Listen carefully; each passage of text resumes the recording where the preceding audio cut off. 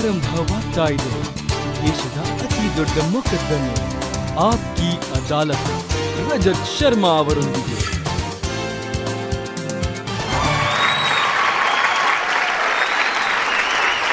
ನಮಸ್ಕಾರ. ಆಪ್ಕಿ ಅದಾಲತ್ಗೆ ನಿಮ್ಮೆಲ್ಲರಿಗೂ ಹೃತ್ಪೂರ್ವಕ ಸ್ವಾಗತ. ಬನ್ನಿ ಹಾಗಿದ್ರೆ ಶುರು ಮಾಡೋಣ ಇವತ್ತಿನ ಮೊಕದ್ದಮೆ. ಆಪ್ಕಿ ಅದಾಲತ್ನಲ್ಲಿ ಇವತ್ತಿನ ನಮ್ಮ ಅತಿಥಿ, ಇವರು ಎಂತ ಒಬ್ಬ ನಟ ಅಂತಂದ್ರೆ ಇವರು 700ಕ್ಕಿಂತ ಹೆಚ್ಚು ಸಿನಿಮಾಗಳಲ್ಲಿ ಕೆಲಸ ಮಾಡಿದ್ದಾರೆ. ಅದು ಫಿಲ್ಮ್ ಆಗಿರ್ಲಿ ಅಥವಾ ರಾಜಕೀಯ ಆಗಿರ್ಲಿ, ಜನತೆ ಇವರಿಗೆ ಅಪಾರವಾದ ಪ್ರೀತಿಯನ್ನ ತೋರಿಸಿದ್ದಾರೆ. ಪ್ಲೀಸ್ ವೆಲ್ಕಮ್ ಭೋಜ್ಪುರಿ ಸಿನಿಮಾಗಳ ಮಹಾನಾಯಕ, ಹಿಂದಿ ಸಿನಿಮಾದಲ್ಲಿ ಜಗಮಗಿಸ್ತಿರೋ ತಾರೆ, ಗೋರಖ್ಪುರ್ ಕ್ಷೇತ್ರದ member of parliament Ravi Kishan.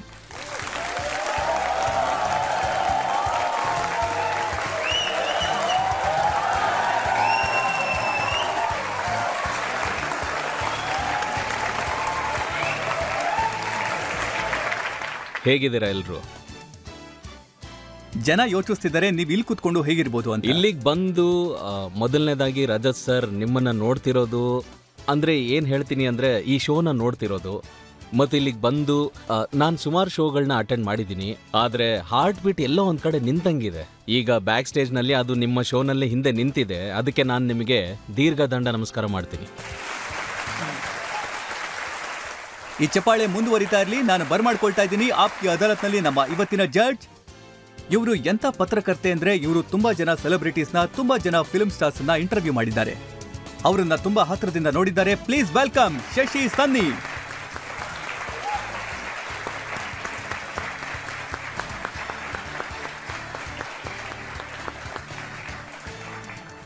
ಮತ್ತೆ ಇವತ್ತಿನ ಆಪ್ಕಿ ಅದಾಲತ್ನಲ್ಲಿ ಆರೋಪ ಹಾಗೂ ವಿಚಾರಣೆಗಳ ಪ್ರಯಾಣ ಶುರು ಮಾಡೋದಕ್ಕೂ ಮೊದಲು ಇವತ್ತಿನ ಜಡ್ಜ್ ಶಶಿ ಸನ್ನಿ ಅವರ ಅನುಮತಿ ಕೇಳ್ತಾ ಇದ್ದೀನಿ ಇವತ್ತಿನ ಮೊಕದ್ದಮೆ ಶುರು ಮಾಡೋದಕ್ಕೆ. ಮೊಕದ್ದಮೆ ಶುರುವಾಗ್ಲಿ. ಬನ್ನಿ ಶುರು ಮಾಡೋಣ. ಆಪ್ಕಿ ಅದಾಲತ್ನಲ್ಲಿ ಇವತ್ತಿನ ಮೊಕದ್ದಮೆ. ಮೊದಲನೇ ಆರೋಪ ಸೂಪರ್ ಸ್ಟಾರ್ ರವಿ ಕಿಶನ್ ಮೇಲೆ. ಭೋಜ್ಪುರಿ ಚಿತ್ರಗಳ ಸೂಪರ್ ಸ್ಟಾರ್ ರವಿ ಕಿಶನ್ ಅವರ ಮೇಲೆ ಆಪ್ಕಿ ಅದಾಲತ್ನಲ್ಲಿ ಆರೋಪ ಮಾಡಲಾಗ್ತಾ ಇದೆ ಇವರು ಅತಿ ಮಹತ್ವಾಕಾಂಕ್ಷಿ ಅಂತ. ರವಿ ಕಿಶನ್ ಅವರೇ, ನಿಮ್ಮ ಬಾಲ್ಯದ ಬಗ್ಗೆ ನಾನು ಸ್ವಲ್ಪ ತಿಳ್ಕೊಂಡೆ. 7-8 ವರ್ಷ ಇದ್ದಾಗಲೇ ಗಲ್ಲಿನಲ್ಲಿ ಅಥವಾ ಬೀದಿಲಿ ಯಾವುದೇ ಮದುವೆ ಪಾರ್ಟಿ ಬಂದ್ರು ಅದರಲ್ಲಿ ಕುಣಿಯಕ್ಕೆ ಹೊರಟ್ಬಿಡ್ತಿದ್ರಂತೆ. ಮತ್ತೆ ಹುಚ್ಚರ ತರ ಕುಣಿತಾ ಇದ್ರಂತೆ. ರಾಮ್ ಲೀಲಾದಲ್ಲಿ ಸಿಕ್ಕಿದ್ದು ಸೀತೆ ರೋಲು, ಆದ್ರೆ ಕಂತಿದ್ದಿದ್ದು ಅಮಿತಾಬ್ ಬಚ್ಚನ್ ಆಗ್ಬೇಕು ಅಂತ. ಯಪ್ಪ ದೇವ್ರೆ, ರಜತ್ ಜಿ ನೀವಂತೂ ಎಕ್ದಮ್ ಎಂತ ವಿಷಯನ ಹೊರಗೆ ತೆಗ್ದಿದ್ದೀರಾ ಅಂದ್ರೆ ಈ ದೇಶದಲ್ಲಿ ತುಂಬಾ ಕಮ್ಮಿ ಜನಕ್ಕೆ ಗೊತ್ತಿರೋ ವಿಷಯ. ನನಗೆ ಸಂಗೀತದ ಮಾತೆ ಅಂದ್ರೆ ಭಗವತಿ ಸಿದ್ಧಿ ಕೃಪೆ ಇತ್ತು. ಸಂಗೀತ ಮ್ಯೂಸಿಕ್ ಕೇಳ್ತಿದ್ದಂಗೆ ನನ್ನ ಕಾಲ್ ಹಂಗೆ ಕುಣಿಯಕ್ ಶುರು ಆಗ್ತಿತ್ತು. ನಂಗೆ ಗೊತ್ತೇ ಆಗ್ತಿರ್ಲಿಲ್ಲ ಯಾವುದೋ ಸಂಗೀತ, ಯಾರ್ದೋ ಭಾರತ್ ಏನಾದ್ರೂ ಹೋಗ್ತಾ ಇರ್ಲಿ, ನಾನು ಕುಣಿಯಕ್ಕೆ ಶುರು ಮಾಡ್ತಿದ್ದೆ. ಸೊ ಅಲ್ಲಿ ಶುರು ಆಯಿತು. ಆಮೇಲೆ ರಾಮ್ಲೀಲಾದಲ್ಲಿ ಈ ಕಲೆ ಹೊರಗೆ ಬಂತು. ಮತ್ತೆ ರಾಮ್ಲೀಲಾದಲ್ಲಿ ಅವಕಾಶ ಸಿಕ್ತು. ಸೀತಾಮಾತೆ ಪಾತ್ರಕ್ಕೆ ತಾಯಿ ಸೀರೆ ತಗೊಂಡು ಹೋಗ್ತಾ ಇದ್ದೆ. ಅದನ್ನ ನೋಡಿ ಅಪ್ಪಾಜಿ ತುಂಬಾ ಹೊಡಿತಾ ಇದ್ರು ಕೂಡ. ಅವ್ರಿಗೆ ಗೊತ್ತಾಯ್ತು ನಾನೇನಾದ್ರೂ ಕುಣಿಯೋನಾಗ್ಬಿಟ್ಟು ಅನ್ಕೊಂಡ್ರು. ನಮ್ಮ ಕಡೆ ಕುಣಿಯೋರು ಅಂತಾರೆ. ಸೊ ಅವ್ರಿಗೆ ಕಲ್ಪನೆನೇ ಇರಲಿಲ್ಲ ಈ ಅದ್ಭುತವಾದ ದೇಶ ಈ ಕುಣಿಯೋನ್ನ ಮುಂದೆ ಸೂಪರ್ ಸ್ಟಾರ್ ಮಾಡಿಬಿಡುತ್ತೆ, ಸಂಸದ ಮಾಡಿಬಿಡುತ್ತೆ ಅಂತ.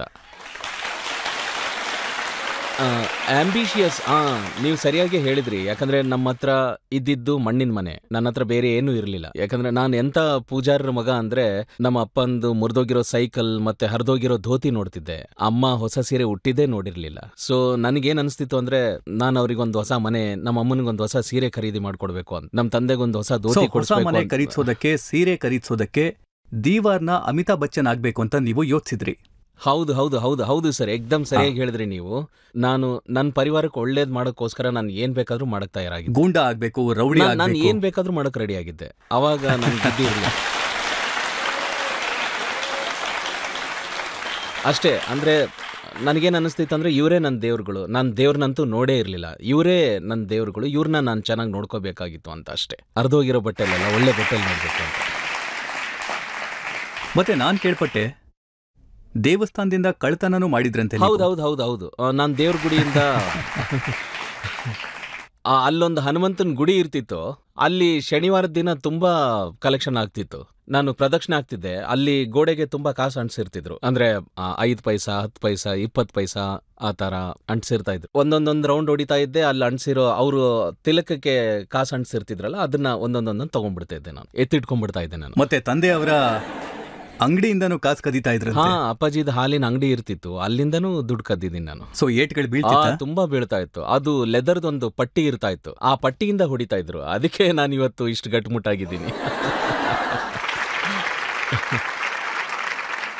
ಈಗ ನೋಡಿ, ಪೂಜಾರ್ರು ಮಗ ಸುಳ್ಳು ಹೇಳ್ತಿದ್ದ, ಕಳ್ತನ ಮಾಡ್ತಿದ್ದ, ಮತ್ತೆ ಸದ್ದಿಲ್ದೆ ಮುಂಬೈ ತಲುಪಿಟ್ಟ ಹೀರೋ ಆಗೋದಕ್ಕೆ. ಸದ್ದಿಲ್ದೆ ಏನಲ್ಲ ರಜಜ್ಜಿ, ಏನಾಯ್ತು ಅಂದ್ರೆ ಆವತ್ತೊಂದಿನ ಅವ್ರು ನನ್ನ ತುಂಬಾ ಹೊಡೆದಿದ್ರು. ಅವ್ರು ನನ್ನ ರೆಡ್ ಹ್ಯಾಂಡ್ ಆಗಿ ಹಿಡಿದ್ಬಿಟ್ಟಿದ್ರು ಸೀತಾಮಾತೆ ವೇಷದಲ್ಲಿ. ಮತ್ ಅವತ್ ನನಗೆ ಎಷ್ಟು ಹೊಡೆದ್ರು ಅಂದ್ರೆ ನಾನು ಅವತ್ ಏನ್ ಅನ್ಕೊಂಡಿದ್ದೆ, ಸತ್ತೋಗ್ತೀನಿ ಅನ್ಕೊಂಡ್ಬಿಟ್ಟಿದ್ದೆ ನಾನು. ಯಾಕಂದ್ರೆ ಅವ್ರು ತುಂಬಾ ಕೋಪಿಷ್ಟ್ರು ಬೇರೆ. ಅದಕ್ಕೆ ನಮ್ಮಮ್ಮ, ನೀನು ಉಳಿಬೇಕು ಅಂದ್ರೆ ಮಗನೇ ತಗೋ 500 ರೂಪಾಯಿ ಟ್ರೈನ್ ಹತ್ತಿ ಎಲ್ಲಾದ್ರೂ ಓಡೋಗು ಅಂತಂದ್ರು. ಮತ್ ನಾನು ಆವತ್ ನನ್ನ ಜೀವ ಉಳಿಸ್ಕೊಳಕ್ ಓಡೋಗಿದ್ದು, ಇಲ್ಲಾಂದ್ರೆ ನಮ್ಮ ತಂದೆ ಅವತ್ತು ಹೊಡೆದ್ ನನ್ನ ತಿಥಿ ಮಾಡ್ಬಿಟ್ಟಿರೋರು. ಅಂದ್ರೆ ಅವತ್ತು ಹೊಡೆದಿದ್ದು ಒಳ್ಳೇದೇ ಆಯ್ತು. ಹೌದೌದು, ಅವ್ರೇನಾದ್ರೂ ಅವತ್ತು ನನಗೆ ಹೊಡೆದಿರ್ಲಿಲ್ಲ ಅಂದ್ರೆ ನಾನು ಇವತ್ತು ಈ ಜಾಗದಲ್ಲಿ ಇಲ್ಲಿ ಕೂತ್ಕೊಂಡಿದ್ದನ್ನೆಲ್ಲ ಹೇಳಕ್ ಸಾಧ್ಯ ಆಗ್ತಿರ್ಲಿಲ್ಲ. ಸೊ ನಾನು ಕೇಳ್ಪಟ್ಟೆ, ನೀವು ಮೊದಲು ಮುಂಬೈಗೆ ಬಂದಾಗ ನೀವು ಮಿಥುನ್ ಚಕ್ರವರ್ತಿ ತರ ಆಗ್ಬೇಕು ಅನ್ಕೊಂಡಿದ್ರಂತೆ. ಹೌದೌದು, ನನ್ಗವಾಗ ಉದ್ದ ಕೂದ್ಲಿತ್ತು. ಎಲ್ರು ಹೇಳ್ತಿದ್ರು, ನಿನ್ ಮಿಥುನ್ ದಾ ತರ ಅನಿಸ್ತೀಯ ಅಂತ. ಅದಕ್ಕೆ ನಾನು ಸ್ವಲ್ಪ ಸೊಟ್ಟಗೂ ನಡೀತಾ ಇದ್ದೆ, ನಡ್ಕೊಂಡು ಹಂಗೆ ಅವ್ರ ತರ ಓಯ್ ಅಂತ ಎಲ್ರಿಗೂ ಮಾತಾಡ್ಸ್ಕೊಂಡು. ನನ್ಗೇನ್ ಅನಿಸ್ತಿತ್ತು ಅಂದ್ರೆ, ನಾನ್ ನೋಡೋದಕ್ಕೆ ಅಷ್ಟು ಚೆನ್ನಾಗಿಲ್ಲ, ಮತ್ತೆ ಮಿಥುನ್ ಸರ್ ನಮ್ ಕ್ಯಾಟಗರಿನೇ ಅನಿಸ್ತಾರೆ ಅಂತ ಅನಿಸ್ತಾ ಇತ್ತು. ಅಂದ್ರೆ ನನಗೆ ಅನಿಸ್ತಿತ್ತು ಅವ್ರು ನಮ್ಮ ಕ್ಯಾಟಗರಿನೇ, ನಾವು ಅವ್ರ ತರನೇ, ಅವ್ರ ಫ್ಯಾನ್ ಆಗ್ಬಿಡೋಣ, ಎಲ್ಲೋ ಒಂದ್ ಕಡೆ ಕೆಲಸ ಸಿಗ್ಬಹುದೇನೋ ಮುಂದೆ ಅಂತ. ಆಮೇಲೆ ಜನ ಹೇಳಿದ್ರು, ಲೇ ಮಿಥುನ್ ಸರ್ ಬದುಕಿದಾರೆ ಇನ್ನು, ಅವ್ರು ಸೂಪರ್ ಸ್ಟಾರ್, ನೀನ್ ಅವ್ರನ್ನ ಕಾಪಿ ಮಾಡಿದ್ರೆ ನೀನ್ ಹೇಗ್ ಬೆಳಿತೀಯ ಅಂತ, ನೀನ್ ಸ್ವಲ್ಪ ಬೇರೆ ಮಾಡುವ. ಮಿಥುನ್ ಸರ್ನ ನಾನು ಇವತ್ತಿಗೂ ತುಂಬಾ ಇಷ್ಟಪಡ್ತೀನಿ, ತುಂಬಾ ಇಷ್ಟ ಅವ್ರಂದ್ರೆ ನನಗೆ. One of the finest actor we have. ನಾನು ಅವರ ಡಿಸ್ಕೋ ಡ್ಯಾನ್ಸರ್ ಎಲ್ಲ ಸಿನಿಮಾಗಳನ್ನೂ ನೋಡಿದ್ದೀನಿ. ಅಂಡ್ ಮಿಥುನ್ ದಾಗೂ ಗೊತ್ತು, ನಾವು ಒಳ್ಳೆ ಫ್ರೆಂಡ್ಸ್, ನಾವು ತುಂಬಾ ಸಿನಿಮಾಗಳ ಜೊತೆಗೆ ಮಾಡಿದೀವಿ. ಮತ್ತೆ ದಾದಾ ತರ ತುಂಬಾ ಕಮ್ಮಿ ಆಕ್ಟರ್ಸ್ ನಮ್ಮಲ್ಲಿ. ಕೆಲಸ ಸಿಗೋದಕ್ಕೆ ಹೇಗೆ ಶುರುವಾಯ್ತು? ನಾನು ಇಮ್ರಾನ್ ಖಾಲಿದ್ ಅಂತ ಡೈರೆಕ್ಟರ್ ಒಬ್ರಿದ್ರು. ಅವರು ಹೃದಯ್ ಶೆಟ್ಟಿ, ಅಂದ್ರೆ ಶೆಟ್ಟಿ ಮಾಸ್ಟರ್ ಅಂತ ತುಂಬಾ ಹಳೆ ವಿಲನ್ ಒಬ್ರಿದ್ರು. ಅವ್ರ ಮಗ ಹೃದಯ್ ಶೆಟ್ಟಿ. ಅವ್ರು ಹೇಳಿದ್ರು, ಒಂದು ಫಿಲ್ಮ್ ಇದೆ ಪಿತಾಂಬರ್ ಅಂತ, ಅದನ್ನ ಮಾಡ್ತಿದೀವಿ, ಅದ್ರಲ್ಲಿ ಮಾಡು ಅಂತ. ಆ ಫಿಲ್ಮ್ ತುಂಬಾ ಕೆಟ್ಟದಾಗ ಫ್ಲಾಪ್ ಆಗೋಯ್ತು. ಮತ್ತೆ ಅದಾದ್ಮೇಲೆ ಒಂದು ಫಿಲ್ಮ್, ಆಮೇಲೆ ನನಗೆ ಅಷ್ಟ್ರಲ್ಲಿ ನನಗೆ ಚಟ ಹತ್ಬಿಟ್ಟಿತ್ತು. ನಾನು ಬಾಂದ್ರಾನಲ್ಲಿ ಇರ್ತಿದ್ದೆ, ಒಂದು ಚಿಕ್ಕ 10x12 ರೂಮ್ ಇರ್ತಿತ್ತು, ಚಾಲ್ನಲ್ಲಿ ಇರ್ತಿದ್ದೆ. ಅಲ್ಲಿಂದ ಇನ್ನೂ ಸ್ಟ್ರಗಲ್ ಜಾಸ್ತಿ ಆಯ್ತು. ನನಗನ್ನಿಸ್ತು ಏನಾದ್ರೂ ಮಾಡಲೇಬೇಕು ಅಂತ. ಮತ್ತೆ ಇನ್ನೊಂದು ಫಿಲ್ಮ್ ಬಂತು, ಕಾಜೋಲ್, ಉಧಾರ್ ಕಿ ಜಿಂದಗಿ. ಕಾಜೋಲ್, ಮೌಸುಮಿ ಚಟರ್ಜಿ, ಜೀತು ಸಾಬ್, KV ರಾಜು ಅವ್ರು ಇವಾಗಿಲ್ಲ. ನನ್ನ ಗುರು ಅವರು, ಕನ್ನಡ ಫಿಲ್ಮ್ನವರು, ಅವರಿಂದ ತುಂಬಾ ಕಲಿತೆ ನಾನು. ಅಲ್ಲಿಂದ ಆರಂಭ ಆಯ್ತು. ಅದಾದ್ಮೇಲೆ ಆ ಫಿಲ್ಮು ಓಡ್ಲಿಲ್ಲ. ಆರ್ಮಿ ಫಿಲ್ಮ್ ಸಿಕ್ತು, ಶಾರುಖ್ ಖಾನ್ ಮತ್ತೆ ಶ್ರೀದೇವಿ ಅವ್ರದ್ದು. ಆ ಫಿಲ್ಮ್ ಸ್ವಲ್ಪ ಓಡ್ತು. ಮತ್ತೆ ಅದಾದ್ಮೇಲೆ ನಾನು ಮಿಥುನ್ ದಾದಾ ಜೊತೆ ಫಿಲ್ಮ್ ಮಾಡಿದೆ. ನಾನು ತುಂಬಾ ಸ್ಟ್ರಗಲ್ ಮಾಡ್ತಾನೆ ಇದ್ದೆ, ಒಂಥರ ಹುಚ್ಚುತನ. ಅವಾಗ ನನಗೆ ಜನ ದುಡ್ಡು ಕೊಡ್ತಿರ್ಲಿಲ್ಲ. ಅವ್ರುಗಳು ನಂಗೆ ಹೇಳ್ತಿದ್ರು, ನನಗೆ ಕೊಡ್ತಾ ಇರ್ಲಿಲ್ಲ, ಕೆಲಸ ಮಾಡಿಸ್ಕೊತಿದ್ರು. ನಿನಗೆ ದುಡ್ಡು ಬೇಕಾ ಕೆಲಸ ಬೇಕಾ ಅಂತ ಕೇಳ್ತಿದ್ರು. ಅಂದ್ರೆ ದುಡ್ಡು ಕೇಳಿದ್ರೆ ಕೆಲಸ ಕೊಡಲ್ಲ ಅಂತ ಹೇಳ್ತೀವಿ. ಸೊ ನಾನು ಹೇಳ್ತಿದ್ದೆ, ಇಲ್ಲ ಕೆಲಸ ಕೊಡಿ, ಆದ್ರೆ ಸ್ವಲ್ಪ ನನ್ನ ಬೈಕ್ ಪೆಟ್ರೋಲಿಗಷ್ಟೇ ದುಡ್ಡು ಕೊಟ್ಬಿಡಿ ಸಾಕು ಅಂತ ಹೇಳ್ತಿದ್ದೆ. ಸೊ ಹೀಗೆ ಮಾಡಿಕೊಂಡು ನಾನು, ಅಂದ್ರೆ ನಾನು ಹೇಗಾದ್ರೂ ಮಾಡಿ ಮೇಲ್ ಬರಬೇಕಾಗಿತ್ತು. ಹಾಗಿದ್ರೆ ನಿಮ್ಗೆ ಯಾವತ್ತನ್ನಿಸ್ತು, ಹಾ ಹೌದು, ಈಗ ನನ್ನ ರೆಕಗ್ನೈಸ್ ಮಾಡ್ತಾ ಇದ್ದಾರೆ, ಫಿಲ್ಮಲ್ಲಿ ನನ್ನ ಆಕ್ಟಿಂಗ್ ಅನ್ನ ಗುರ್ತು ಹಿಡಿತಾ ಇದ್ದಾರೆ ಅಂತ? ಸತೀಶ್ ಕೌಶಿಕ್ ಜಿ ಇತ್ತೀಚೆಗೆ ಅವ್ರ ಡೆತ್ ಆಗೋಯ್ತು. ಅವ್ರು ನನ್ನನ್ನು ಒಂದು ಫಿಲ್ಮಿಗೆ ಕರೆದಿದ್ರು, ತೇರೆ ನಾಮ್. ಈಗ ತಾನೇ ನೀವು ಅದ್ರದ್ದು ಒಂದು ಕ್ಲಿಪ್ ಹಾಕಿದ್ರಿ, ಸಲ್ಮಾನ್ ಖಾನ್ ಇದ್ರು ಅದರಲ್ಲಿ. ಆ ಫಿಲ್ಮಲ್ಲಿ ನಾನು ಪೂಜಾರಿ ರೋಲ್ ಮಾಡಿದ್ದೆ. ಮತ್ತೆ ಅದಕ್ಕೆ ನನಗೆ ಬೆಸ್ಟ್ ಸಪೋರ್ಟಿಂಗ್ ಆಕ್ಟರ್ ನ್ಯಾಷನಲ್ ಅವಾರ್ಡ್ಗೆ ಹೆಸರು ಹೋಗಿತ್ತು. ಅಲ್ಲಿಂದ ಜನ ನನ್ನನ್ನು ಇಷ್ಟಪಡೋಕೆ ಶುರು ಮಾಡಿದ್ರು. ಆದ್ರೆ ನನಗೆ ಕೆಲಸ ಏನೂ ಸಿಗ್ತಿರ್ಲಿಲ್ಲ. ಅಂದ್ರೆ ನಾನು ತುಂಬಾನೇ ಸಿನಿಮಾಗಳು ಮಾಡಿಬಿಟ್ಟಿದ್ದೆ. ನನಗನ್ನಿಸ್ತಿತ್ತು, ಹಿಂದಿನಲ್ಲಿ ನನಗೆ ಕೆಲಸ ಸಿಗ್ತಾ ಇಲ್ಲ, ಇಷ್ಟು ರ್ಯಾಟ್ ರೇಸ್ ಇದೆ, ಎಷ್ಟೊಂದು ಜನ ಇದ್ದಾರೆ ಇಲ್ಲಿ, ಮತ್ತೆ ಎಲ್ಲರೂ, ನಾನು ಹಿಂದಿ ಭಾಷೆಯವನು. ಸೊ ನನಗನ್ನಿಸ್ತಿತ್ತು, ನಾನು ತುಂಬಾ ಕಷ್ಟಗಳನ್ನ ಎದುರಿಸ್ಬೇಕಾಗ್ತಿದೆ ಅಂತ. ಕೆಲಸಕ್ಕೋಸ್ಕರ ಶುಕ್ಲಾ ಅನ್ನೋ ಸರ್ನೇಮ್ನು ತೆಗೆದಾಕ್ಬೇಕಾಯ್ತು. ಹೀಗೆ ಸುಮಾರು ಸಮಸ್ಯೆಗಳಾಗ್ತಾ ಇತ್ತು. ಮತ್ತೆ ಇಂಥ ಟೈಮಲ್ಲೇ ನಿಮ್ ಜೊತೆ ಕಾಸ್ಟಿಂಗ್ ಕೌಚ್ ಕೂಡ ನಡೀತು ಅಂತ ಕೇಳ್ಪಟ್ಟೆ. ಹಾ, ಆಗಿತ್ತು. ಅದೇನಂದ್ರೆ ರಜಜ್ಜಿ, ಇದೆಲ್ಲ ನಡೀತಾ ಇರುತ್ತೆ. ಅಂದ್ರೆ ನಾನು ಅಲ್ಲಿಂದ ಓಡ್ ಬಂದ್ಬಿಟ್ಟೆ, ತಪ್ಸ್ಕೊಂಡೆ ನಾನು. ಆದ್ರೆ ನಾನು ಸಿಕ್ಕಾಕೊಳ್ಳಿಲ್ಲ. ಯಾಕಂದ್ರೆ ನನಗೆ ಗೊತ್ತಿತ್ತು ಕೆಲವು ವಿಷಯಗಳು ಪ್ರಾಮಾಣಿಕತೆಯಿಂದ, ಅಂದ್ರೆ ನಮ್ಮ ಅಪ್ಪಾಜಿ ನನ್ಗೆ ಹೇಳ್ಕೊಟ್ಟಿದ್ರು, ಪ್ರಾಮಾಣಿಕತೆ ದಾರಿಲಿನೇ ಗುರಿ ಸಿಗುತ್ತೆ ಅಂತ, ತುಂಬಾ ಒಳ್ಳೆ ರೀತಿಯಲ್ಲಿ ಸಿಗುತ್ತೆ ಅಂತ, ಶಾರ್ಟ್ ಕಟ್ ಅಲ್ಲಿ ಸಿಗಲ್ಲ ಅಂತ. ಸೊ ನನ್ನ ಜೀವನದಲ್ಲಿ ಯಾವತ್ತೂ ಶಾರ್ಟ್ ಕಟ್ ಬಳಸೇ ಇಲ್ಲ. ಮತ್ ನನಗೆ ಶಾರ್ಟ್ ಕಟ್ ಬೇಕಿರ್ಲಿಲ್ಲ. ನನಗೆ ಗೊತ್ತಿತ್ತು ನನಗೆ ಟ್ಯಾಲೆಂಟ್ ಇದೆ ಅಂತ, ನನ್ನ ಜೀವನದಲ್ಲೂ ಒಳ್ಳೇದಾಗುತ್ತೆ. ಅಂದ್ರೆ ನನ್ನ ಫ್ರೆಂಡ್ಸ್ ಎಲ್ಲರೂ ಸ್ಟಾರ್ಸ್ ಆಗೋಗಿದ್ರು. ಅಕ್ಷಯ್ ಕುಮಾರ್ ಕೂಡ ಅದೇ ಟೈಮಿಗೆ ಬಂದಿದ್ರು, ಅಜಯ್ ದೇವಗನ್ ಕೂಡ ಅದೇ ಟೈಮಿಗೆ ಬಂದಿದ್ರು. 90s ಒಂದು ಲಾಟ್ ಇತ್ತು, ಅದ್ರಲ್ಲಿ ಎಲ್ಲರೂ ಸ್ಟಾರ್ಸ್ ಆಗೋಗಿದ್ರು. ಸೊ ನನಗೆ ಅನಿಸ್ತಿತ್ತು, ನನಗೂ ಒಂದಿನ ಬಂದೇ ಬರುತ್ತೆ ಅಂತ. ಅಂದ್ರೆ ನನ್ನ ಜೀವನದಲ್ಲೂ ನನಗೋಸ್ಕರ ಒಂದಿನ ಸೂರ್ಯ ಹುಟ್ಟುತ್ತೆ ಅಂತ ನಾನು ತುಂಬಾ ಪಾಸಿಟಿವ್ ಆಗಿ ಯೋಚನೆ ಮಾಡ್ತೀನಿ ರಜಜ್ಜಿ. ಮತ್ತೆ ಅದೇ ಆಯ್ತು ನನ್ನ ಜೀವನದಲ್ಲಿ. ನಾನು ಆದ್ರೆ ತುಂಬಾ ಸಮಸ್ಯೆಗಳನ್ನ, ಪೂರ್ತಿ ವಿಷಯನ ಹೇಳಲಿಲ್ಲ. ಏನ್ ನಡೀತು, ಯಾರಕ್ಕೆ?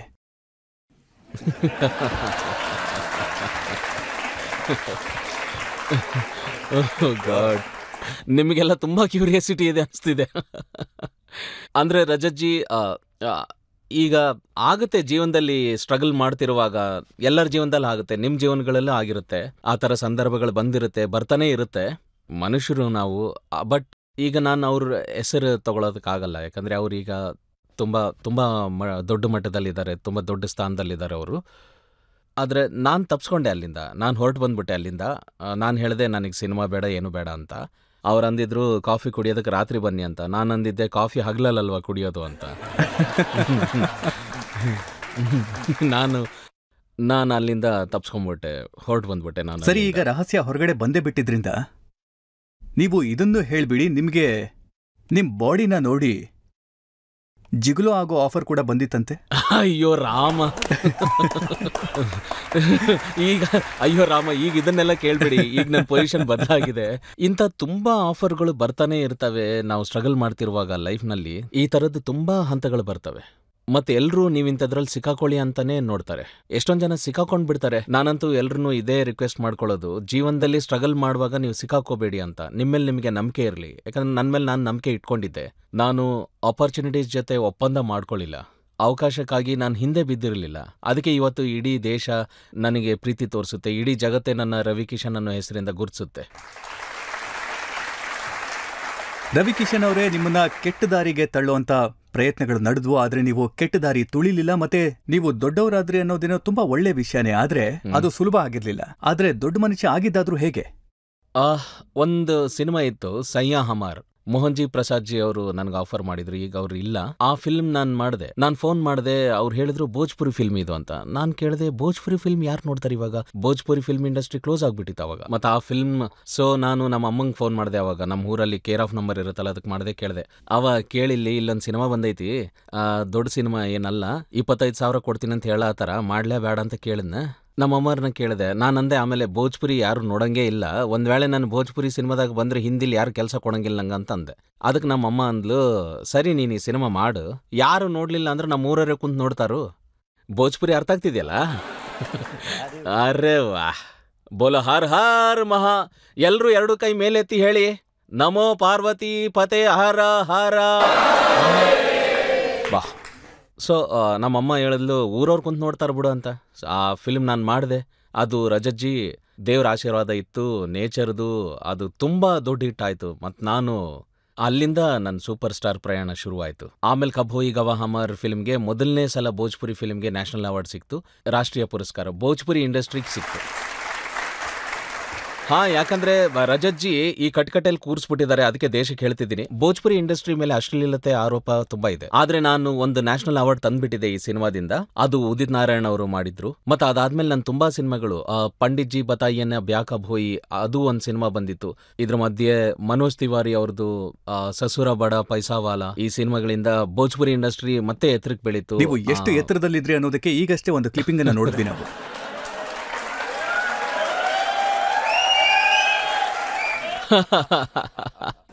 ಅದು ರಸಮಯ, ಜೀವನ ಸ್ವಲ್ಪ ರಸಮಯವಾಗಿರ್ಬೇಕು. ಆದ್ರೆ ನಿಮ್ಮ ತಂದೆಯವರಿಗೆ ನೀವು ಇಂಡಸ್ಟ್ರಿಗೆ ಬರೋದು ಇಷ್ಟ ಇರಲಿಲ್ಲ. ಸೊ ನೀವು ಈ ರಸಕ್ಕೆ ಬಂದ್ರಲ್ಲ, ಅದನ್ನ ಅವರು ನೋಡಿದ್ರ? ಆದ್ರೆ ಈ ರಸಮಯ ಜೀವನದಿಂದ ನಮ್ಮ ತಂದೆಯ ದುಃಖನ್ನೆಲ್ಲ ಹೀರ್ಕೊಂಡ್ಬಿಟ್ಟೆ ನಾನು. ಅಂದ್ರೆ ಹೊಲ ಗಿರ್ವಿ ಇತ್ತು, ಬಿಡಿಸ್ಕೊಂಡ್ವಿ, ಪುಟ್ಟ ಮಣ್ಣಿನ ಮನೆ ಇತ್ತು, ದೊಡ್ಡ ಬಂಗ್ಲೆ ಆಗೋಯ್ತು, ಗಾಡಿನೂ ಬಂತು, ಅವ್ರ ಹತ್ರ ಒಳ್ಳೊಳ್ಳೆ ಬಟ್ಟೆಗಳು ಬಂತು, ಇಡೀ ಊರೇ ಅವ್ರನ್ನ ನೋಡಕ್ ಬಂತು, ಸನ್ಮಾನ ಮಾಡ್ತು, ಸಾಲಗಳು ತೀರೋಯ್ತು, ತಂಗಿ ತಮ್ಮಂದ್ರೆ ಎಲ್ರದ್ದು ಮದ್ವೆ ನಡೀತು, ಅವ್ರಿಗೂ ತಮ್ಮ ಮನೆ ಆಯ್ತು. ಸೊ ಈ ಹಗಲು ರಾತ್ರಿ ಶ್ರದ್ಧೆಯಿಂದ ಇಷ್ಟು ಪರಿಶ್ರಮ ಹಾಕಿದ್ದಕ್ಕೆ ಅದ್ರ ಪರಿಣಾಮವಾಗಿ ಒಂದು ತುಂಬಾ ದೊಡ್ಡ ಫ್ಯಾಮಿಲಿ ಸೆಟ್ಲ್ ಆಗೋಯ್ತು. ಸೊ ಯಾವತ್ತಾದ್ರೂ ನೀವು ನಿಮ್ ತಂದೆಯವ್ರಿಗೆ ನಿಮ್ ಸಿನಿಮಾನ ತೋರಿಸಿದ್ದೀರಾ? ಈಗ ನಿಮ್ದೊಂದು ಫಿಲ್ಮ್ ಇದೆಯಲ್ಲ, ಜೀನಾ ಹೈ ತೋ ಟೋಕ್ ಡಾಲ್. ಮಾರ್ದೆ ಬಾ, ಜೀನಾ ಹೈ ತೋ ಟೋಕ್ ಡಾಲ್, ಆ ಥರ ಒಂದು ಫಿಲ್ಮ್ ಬಂದಿತ್ತು. ಅಪ್ಪಾಜಿಗೆ ನಾನು ಆ ಫಿಲ್ಮ್ ತೋರಿಸ್ತಿದ್ದೆ. ಅವರಿಗೆ ಅವ್ರು ನನ್ನಲ್ಲಿ ಲೀನ ಆಗೋಗ್ತಿದ್ರು, ನನ್ನನ್ನು ಸುಮ್ಮನೆ ಹಿಂಗೆ ನೋಡ್ತಿದ್ರು. ವಾ, ಈ ನನ್ನ ಮಗನ್ ನಾನೇ ಹುಟ್ಟಿಸಿದ್ದ ಅಂತ. ಅವ್ರಿಗೆ ಅನಿಸ್ತಿತ್ತು ನಾನೊಬ್ಬ ಪೂಜಾರಿ, ನನ್ನ ಮನೇಲಿ ಈ ಹೀರೋ ಹೇಗೆ ಹುಟ್ಬಿಟ್ಟ ಅಂತ. ಅವರು ಅದೇ ಶಾಕಲ್ಲಿ ಹಂಗೆ ನೋಡ್ತಾ ಇರ್ತಿದ್ರು. ಅವ್ರಿಗನ್ಸ್ತಿತ್ತು ದೇವ್ರು ಹುಟ್ಟಿರ್ಬೇಕು ನನ್ನ ಮನೇಲಿ ಅಂತ. ಹಂಗೆ ನೋಡ್ತಾ ಹೋಗ್ಬಿಟ್ರು ಅವರು. ನನ್ನ ಗುರುಗಳಾಗಿದ್ರು ರಜತ್ಜಿ ಅವರು. ನಾನು ಒಂದ್ ವೇಳೆ ನನ್ನ ಜೀವನದಲ್ಲಿ ಯಾರಾದ್ರೂ ಗುರು ಇದ್ರೆ, ನಾನು ಯಾರನ್ನಾದ್ರೂ ಗುರು ಅಂತ ಒಪ್ಪಿದ್ರೆ ಅದು ನಮ್ಮ ಅಪ್ಪಾಜಿನೇ. ಅವರು ತುಂಬಾ ದೊಡ್ಡ ವಿದ್ವಾಂಸರು. ಅಲ್ಲ, ಅವರು ನೋಡ್ತಿದ್ದಾಗ ನನ್ನ ಮಗ ರವಿ ಫಿಲ್ಮಲ್ಲಿ ಕೆಟ್ಟ ಮಾತಾಡ್ತಾ ಇದ್ದಾನೆ, ಒಂದು ಫಿಲ್ಮಲ್ಲಿ 452 ಬೈಗುಳ ಇತ್ತು. ಯಾವ ಫಿಲ್ಮಲ್ಲಿ ಇತ್ತು? 452 ಬೈಗಳು ಇರ್ಬೋದು. ನಾನು ಯಾವುದೋ ಫಿಲ್ಮ್ನಲ್ಲಿ, ನಾನಾಗ ನೋಡಿ, ಆವಾಗ ನಾನು ಸಂಸದ ಆಗಿರಲಿಲ್ಲ, ಮತ್ತೆ ಕೇವಲ ಕಲಾವಿದ ಆಗಿದ್ದೆ. ಮತ್ತು ನಾನು ಮಾಡಿದೆ. ಈಗ ನಾನು ಬೈಗಳನ್ನ ಆದಷ್ಟು ಅವಾಯ್ಡ್ ಮಾಡ್ತೀನಿ. ನಾನು ಹೇಳ್ತೀನಿ, ಬೈಗಳಿಗೆ ಒಂದು ಆಲ್ಟರ್ನೇಟಿವ್ ಏನಾದರೂ ಹುಡುಕ್ತೀನಿ ನಾನು. ಅಂದ್ರೆ ಇದ್ರ ಬದಲು ಅದ್ರನ್ನೇನಾದ್ರೂ ಹೇಳ್ಬೋದಾ ಅಂತ. ಮೊದಲು ಗೊತ್ತಿರಲಿಲ್ಲ, ಎಕ್ದಮ್ ಜೋಶಲ್ಲಿದ್ವಿ. ಜೀವನದಲ್ಲಿ ಕೆಲಸ ಸಿಕ್ಕಿರ್ಲಿಲ್ಲ, ಸಖತ್ ಹಸಿವಿರ್ತಿತ್ತು. ಸೊ ಯಾರು ಏನ್ ಹೇಳಿದ್ರು, ಕೆಟ್ಟ ಮಾತಾಡು, ಇದು ಮಾತಾಡು, ಡ್ಯಾನ್ಸ್ ಮಾಡು, ಯಾರು ಏನ್ ಮಾಡು ಅಂದ್ರೂ ಮಾಡ್ತಿದ್ವಿ. ಯಾಕಂದ್ರೆ ನಾನು ಜೀವಂತವಾಗಿ ಇರ್ಬೇಕಾಗ್ತಿತ್ತು, ಮತ್ ತುಂಬಾ ಜನರನ್ನ ಜೀವಂತವಾಗಿ ಇಡ್ಬೇಕಾಗ್ತಿತ್ತು. ಸೊ ಆ ವೇಗದಲ್ಲಿ ಹೊರಟಿದ್ವಿ, ಯಾಕಂದ್ರೆ ನನ್ನ ಹತ್ರ ಬೇರೆ ದಾರಿ ಇರ್ಲಿಲ್ಲ. ಈಗ ಸಂಯಮ ಬಂದಿದೆ, ವಯಸ್ಸಾಗಿದೆ, ಮಕ್ಕಳು ಬೆಳೀತಿದ್ದಾರೆ, ಎಲ್ಲ ಅರ್ಥ ಆಗ್ತಿದೆ. ಹೀರೋ ಅಂದ್ರೆ ಒಂದು ಜವಾಬ್ದಾರಿ ಇರುತ್ತೆ. ಹೀರೋ ಮಾದರಿ ಆಗಿರ್ಬೇಕು, ಸಮಾಜಕ್ಕೆ ಉತ್ತರ ಕೊಡ್ಬೇಕಾಗುತ್ತೆ. ಹೀರೋ ತನ್ನ ಮಿತಿಯಲ್ಲಿ ಇರ್ಬೇಕಾಗುತ್ತೆ. Hero should not do this, hero should not do that. Now I have realised, ಒಬ್ಬ ಹೀರೋಗೆ ತುಂಬಾ ದೊಡ್ಡ ಹಿರಿಮೆ ಇರುತ್ತೆ. ಅದನ್ನ, ಆ ಪದವಿಯನ್ನ ಅವನು ತುಂಬಾ ಹುಷಾರಾಗಿ ಕಾಪಾಡ್ಕೊಂಡು ಹೋಗ್ಬೇಕಾಗುತ್ತೆ, ಆ ಸ್ಥಾನನ. ಅಂದ್ರೆ ಈಗ ತುಂಬಾ ಸಂಯಮ ಬಂದಿದೆ, ತುಂಬಾ ಶಾಂತವಾಗಿ. ನೀವು ಹೇಳ್ತಿದ್ದೀರಾ ವಯಸ್ಸಾಗಿದೆ ಅಂತ, ಆದ್ರೆ ಹಾಗನ್ನಿಸ್ತಿಲ್ಲ. ಇವತ್ತು ನೀವು ಆಗ್ತಾನೆ ಹರಳಿರೋ ಕಮಲ ಹೇಗಿರುತ್ತೋ, ನೀವು ಮತ್ತೆ ಅಷ್ಟೇ ಫ್ರೆಶ್ ಆಗಿ ಕಾಣ್ತಿದ್ದೀರಾ. ನಿಮ್ಮ ಈ ಯೂತ್ಫುಲ್ನೆಸ್ ಮತ್ತೆ ನಿಮ್ಮ ಈ ಯೌವನದ ರಹಸ್ಯ ಆದ್ರೂ ಏನು? ತುಂಬಾ ಸುಂದರವಾದ ಪ್ರಶ್ನೆ ಕೇಳಿದ್ರಿ ನೀವು. ಮತ್ತೆ ಒಂದಂತೂ ನಾನು ವೆಜಿಟೇರಿಯನ್ನು, ದಿನ 1.5 ಗಂಟೆ ವ್ಯಾಯಾಮ ಮಾಡ್ತೀನಿ, ಶಿವಭಕ್ತ ಕೂಡ, ಪೂಜೆ ಪಾಠ ಮಾಡ್ತೀನಿ, ನಾನು ನಿಯಮದಿಂದ ಇರ್ತೀನಿ. ಅಂದ್ರೆ ಎಲ್ಲರ ಹತ್ರನೂ ನಿಮ್ಮ ಹತ್ರ ಒಂದು ಬಿಸ್ನೆಸ್ ಇರುತ್ತೆ, ನನ್ನ ಹತ್ರ ಯಾವ ಬಿಸ್ನೆಸ್ಸು ಇಲ್ಲ, ನಾನೇ ಒಂದು ಬಿಸ್ನೆಸ್. ಸೊ ಖುದ್ದು ನಾನೇ ಒಂದು ಇಂಡಸ್ಟ್ರಿ. ಮತ್ತೆ ಜನ ಕೋಟ್ಯಾಂತರ ರೂಪಾಯಿ ನನ್ನ ಮೇಲೆ ಇನ್ವೆಸ್ಟ್ ಮಾಡಿರ್ತಾರೆ. ಈಗಲೂ ಸರಿಸುಮಾರು 300-400 ಕೋಟಿ ರೂಪಾಯಿ ಜನಗಳು ಫಿಲ್ಮ್ ಮೂಲಕ, ವೆಬ್ ಸೀರೀಸ್ ಮೂಲಕ, ನೆಟ್ಫ್ಲಿಕ್ಸ್ ಮೂಲಕ, ಫಿಲ್ಮ್ ಅಕ್ಷಯ್ ಕುಮಾರ್ ಜಿ ಜೊತೆ ಒಂದು ಸಿನಿಮಾ ಮಾಡ್ತಿದ್ದೀನಿ. ಈಗಲೂ 300-400 ಕೋಟಿ ಇನ್ವೆಸ್ಟ್ಮೆಂಟ್ ನನ್ನ ಮುಖದ ಮೇಲಿದೆ. ಸೊ ನಾನು ತುಂಬಾನೇ ಹುಷಾರಾಗಿರ್ಬೇಕಾಗುತ್ತೆ. ಯಾಕಂದ್ರೆ ನಾನು ಪ್ರೊಡ್ಯೂಸರ್ನೂ ಸುರಕ್ಷಿತ ಮಾಡಬೇಕು, ನಿಮ್ಮಂಥ ಫ್ಯಾನ್ಸ್ನು, ಅಂದ್ರೆ ನನಗೆ ಪ್ರೀತಿ ತೋರಿಸಿ ಇಲ್ಲಿವರೆಗೆ ತಂದವ್ರನ್ನೂ ಚೆನ್ನಾಗಿ, ಅದೇ ಮುಖ್ಯ ಆಗುತ್ತೆ. ನಾನ್ ಕೇಳ್ಪಟ್ಟೆ, ನೀವು ಯಾವಾಗ್ಲೂ ಹೇಳ್ತಿರ್ತೀರಾ, ಈ ನನ್ನ ಬಾಡಿ ಏನಿದೆ, ಈ ನನ್ನ ಶರೀರ ಏನಿದೆ, ಇದು ನನ್ನ ಶೋರೂಮ್ ಅಂತ. ಹೌದು, ಇದು ನನ್ನ ಶೋರೂಮು. ಆದ್ರೆ ನಿಮ್ಗಳಿಗೂ ನಿಮ್ಮನ್ನ ನೀವು ಹೀಗೆ ಫಿಟ್ ಆಗಿ ಇಟ್ಕೊಳ್ಳಿ ಅಂತ ಹೇಳ್ತೀನಿ. ಮತ್ತೆ fitness is very important. Health ಇದ್ರೆ ಜೀವನದಲ್ಲಿ ನೀವು ದುಡ್ಡು ಬರುತ್ತೆ, ಹೋಗುತ್ತೆ, ಪ್ರತಿಯೊಂದು ಬರುತ್ತೆ, ಹೋಗುತ್ತೆ. ಆದ್ರೆ ಹೆಲ್ತ್ ತುಂಬಾನೇ ಮುಖ್ಯ ಆಗುತ್ತೆ. ಇಲ್ಲೊಂದು ಒಳ್ಳೆ ಅವಕಾಶ ಸಿಕ್ಕಿದೆ, ನಾವೊಂದು ಬ್ರೇಕ್ ತಗೊಳ್ಳೋದು. ರಜತ್ ಜಿ ಅವರ ಪ್ರೀತಿ, ರಜತ್ ಜಿ ಅವ್ರಿಗೋಸ್ಕರ ಒಂದು ದೊಡ್ಡದಾಗಿ ಚಪ್ಪಾಳೆ. ನಾವೊಂದು ಬ್ರೇಕ್ ತಗೊಳ್ಳೋಣ. ಬ್ರೇಕ್ನ ನಂತರ ಆಪ್ಕಿ ಅದಾಲತ್ನಲ್ಲಿ ಸೂಪರ್ ಸ್ಟಾರ್ ರವಿ ಕಿಶನ್ ಅವರ ಮೇಲೆ ಆರೋಪ ಹಾಗೂ ವಿಚಾರಣೆಯ ಇನ್ನೊಂದು ಸುತ್ತು. ನೋಡ್ರಪ್ಪ, ಇವತ್ತು ಸಮಸ್ತ ಭಾರತದ ಮುಂದೆ ನಾನು ರವಿ ಕಿಶನ್ ಈ ಹಾಡ್ಗೋಸ್ಕರ ಕಿವಿ ಹಿಡ್ಕೊಂಡು ಕ್ಷಮೆ ಕೇಳ್ಕೊತೀನಿ. ನಮ್ಗೆ ಹೇಳಿದ್ರು ಈ ಶೋಗ್ ಹೋದ್ರೆ ಸುಲ್ದಾಗ್ಬಿಡ್ತಾರೆ ಅಂತ.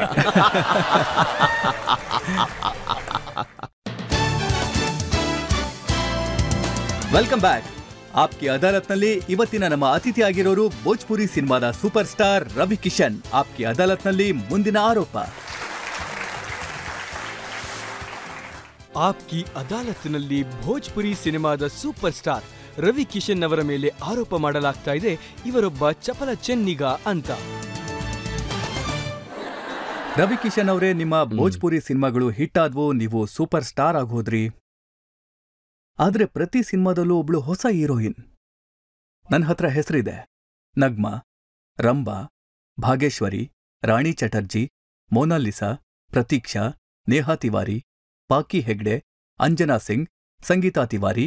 ಎಲ್ಲೆಲ್ಲಿಂದ ಹುಡ್ಕೊಂಡು ತರ್ತಿದ್ರಿ? ಏನಂದ್ರೆ ರಜತ್ ಜಿ, ನಾನು ದಿನ 3 ಶಿಫ್ಟ್ಗಳಲ್ಲಿ ಕೆಲಸ ಮಾಡ್ತಿದ್ದೆ. ದಿನ 3 ಸಿನಿಮಾದ್ದು, ಒಂದೊಂದ್ಸಲ 5 ಸಿನಿಮಾದ್ದು ಕೆಲಸ ಮಾಡಿದ್ದೀನಿ ನಾನು.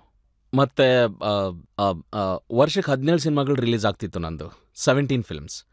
ಸೊ ನನಗೆ ಈಗ ನನ್ನ ಫ್ಯಾನ್ಸ್ ಕೂಡ ಇಷ್ಟಪಡ್ತಾ ಇದ್ರು, ನಾನು ಹೊಸ ರೂಪದಲ್ಲಿ ಬರಬೇಕು, ಹೊಸ ಪಾತ್ರಗಳಲ್ಲಿ ಕಾಣಿಸ್ಕೋಬೇಕು ಅಂತ. ಹೀರೋಯಿನ್ಗಳು ಯಾರು ಬರ್ತಿದ್ರು ಸೂಪರ್ ಸ್ಟಾರ್ಗಳು ಆಗೋಗ್ಬಿಡ್ತಿದ್ರು, ಇಲ್ಲ ಬ್ಯುಸಿ ಆಗೋಗ್ತಿದ್ರು. ಹೊಸ ಹುಡುಗಿರ್ನ ಅಂದ್ರೆ ನನಗನ್ನಿಸ್ತಿತ್ತು ನಾನು ಮತ್ತೊಂದ್ಸಲ ಇಂಡಸ್ಟ್ರಿನ ಕಟ್ತಿದ್ದೀನಿ ಅಂದಾಗ ಥರ್ಡ್ ಫೇಸ್ ನಲ್ಲಿ ನನಗೆ ತುಂಬಾ ಜನ ಕಲಾವಿದರು ಬೇಕಾಗ್ತಿದ್ರು. ಹೊಸ ಹೊಸ ಜನಗಳನ್ನ ಇಂಟ್ರೊಡ್ಯೂಸ್ ಮಾಡ್ತಿದ್ದೆ. ಅದರಿಂದ ತುಂಬಾ ಹೀರೋಯಿನ್ಸ್ ಇರ್ತಾರೆ, ತುಂಬಾ ಹೀರೋಗಳು ಇರ್ತಾರೆ. ಜಾಸ್ತಿ ಜನ ಇದ್ರೆ ಇಂಡಸ್ಟ್ರಿ ತುಂಬಾ ದೊಡ್ಡದಾಗುತ್ತೆ, ಮತ್ತೆ ತುಂಬಾ ಜನರಿಗೆ ಉದ್ಯೋಗನೂ ಸಿಗುತ್ತೆ ಅಂತ. ಸೊ ಹಾಗಾಗಿ ನಾನು ತುಂಬಾ ಹೊಸ ಹೊಸ ಹುಡುಗಿರ್ನ ಇಂಟ್ರೊಡ್ಯೂಸ್ ಮಾಡ್ತಿದ್ದೆ, ಅವ್ರಿಗೆ ಟ್ರೈನಿಂಗ್ ಕೊಡ್ತಿದ್ದೆ, ತುಂಬಾ ಅವ್ರ ಜೊತೆ ಸಮಯ ಕಳೆದು ಇದೇ ತರ ಮಾಡಬೇಕು, ಇದೇ ತರ ಟ್ರೈನಿಂಗ್ ಕೊಡ್ತಿದ್ದೆ ಅವ್ರಿಗೆ. ಚೆನ್ನಾಗಿ ನೀವಂತೂ ಭೋಜ್ಪುರಿ ಸಿನಿಮಾದ ದೇವಾನಂದ್ ಆಗಿದ್ರಿ. ಪ್ರತಿ ಸಿನಿಮಾದಲ್ಲೂ ಹೊಸ ಹೀರೋಯಿನ್ ತರ್ತಿದ್ರಿ.